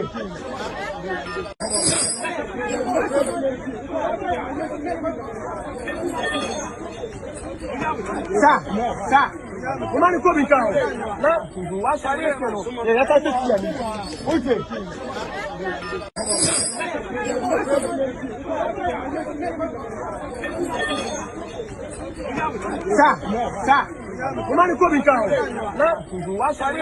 ya ta ti ya ni oje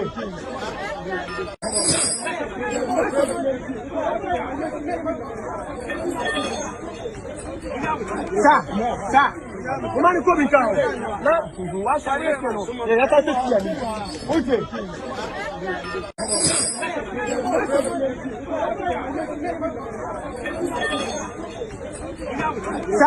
sa umani ko bi ka nti asem o kan yi nyina no sabi o se ne dwuma nyina nti mo amfrɛ nipa o independent person mo friend this ni ne kasa ye nti this ni se ye expect so be kasa papa afa leader ho ye leader ho pacho ti ase onye MPP ni oye United Party Afrafranto. In fact previously kura no oye MPP ni nti ono akan se no wo mbie no ne kasa e mote nti he is a United Party communications director Solomon Owusu.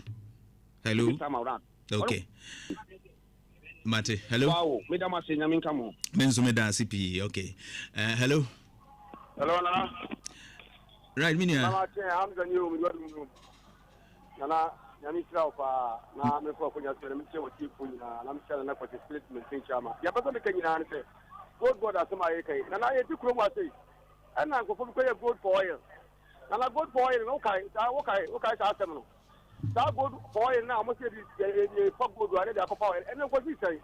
eka buburuja na mboguo na mujina okoi sabi ja fiti ko mo ya mo kai empaso aba ho nya empaso etwa oh na mo sa na ma chiro apana ma kai se ni buafia woji man pipi papa chairman suppose be minority leader can no ma oyeye wo je oba ni buafia na oje. Okay. May I say thank you. Next caller. Hello. Hello. Akokoa. Minia. Mona Jumo. That's it. Ejuma that's. Wadi na Joel. Ahenma Kokobin na Midodu. Right, Joel. Yeah, na wacha na African ama. Ojo so. Good boy sama ye kan. Me ayem mo wasa ayafanya maki e dia babonti. Baya na yo sene mo kan na ye na ntisa first na no maba radio so na oba chanto ye di na ntisa ye bi kan hu dada o. So they say bibia wo ye mbebu ni say di ye search wo phone so ye hu bibia de ko so no man create sana mo kwa maba bonta ye adaka. Ade abeboa o man no ye ni ni good boy e boa o man. So, changing against it, the other woman, young cat, a bit my woman, and yes, I'm fine, your politics. So, I had an MPP in the question at a time. So, I buffer MPP now, what the way man across the road, not buffer.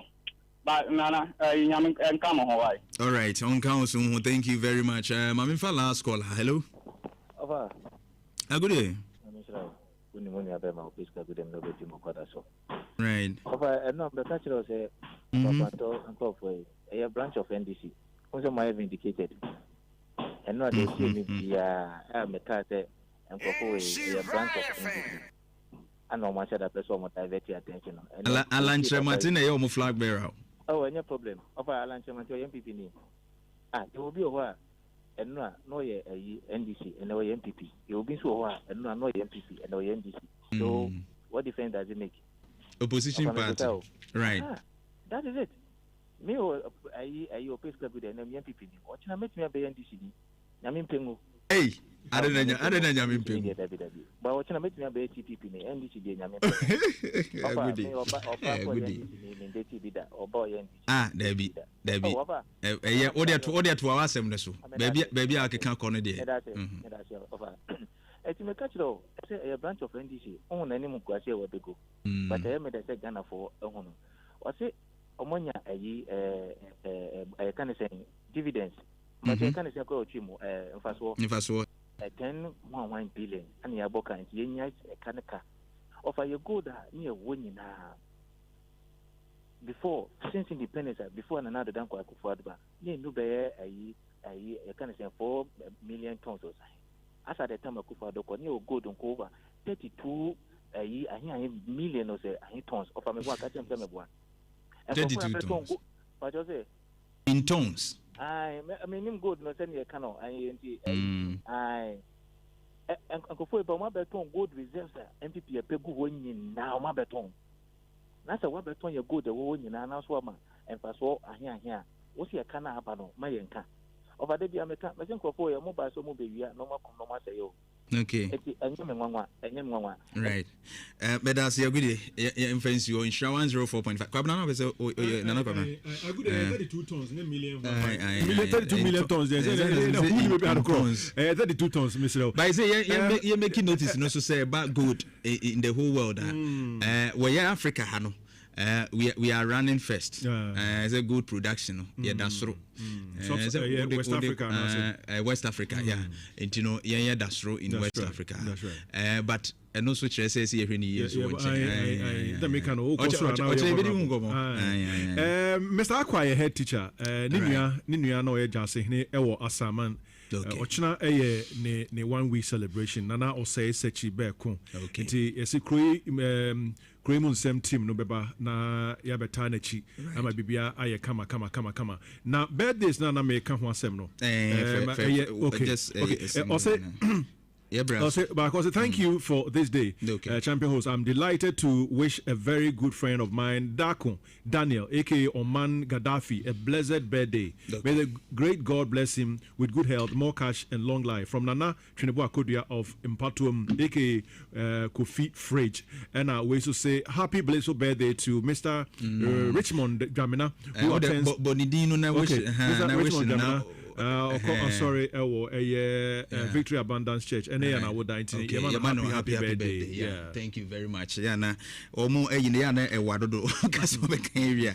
Right, the ABC and Shra 104.5. You're from Barima Kofi Dawson, with me from Akokoa, in Anaquabram Prechumka, Sansuna, Eugene say to the fact check and so to firm. You didn't come up, Asadan Koma production team, Nina, Okukuseku, Asanka de Boyos Manafe, Jimmy Agla, the Godfather, Unsubo Chidompa, Jeff Abwaje, Odiska Quabrantia, Konedu, Kwame, Munina, and so etch, I won't do Jumas from Cocray to Miss Moano, Penyami Admocha, ever so as I share.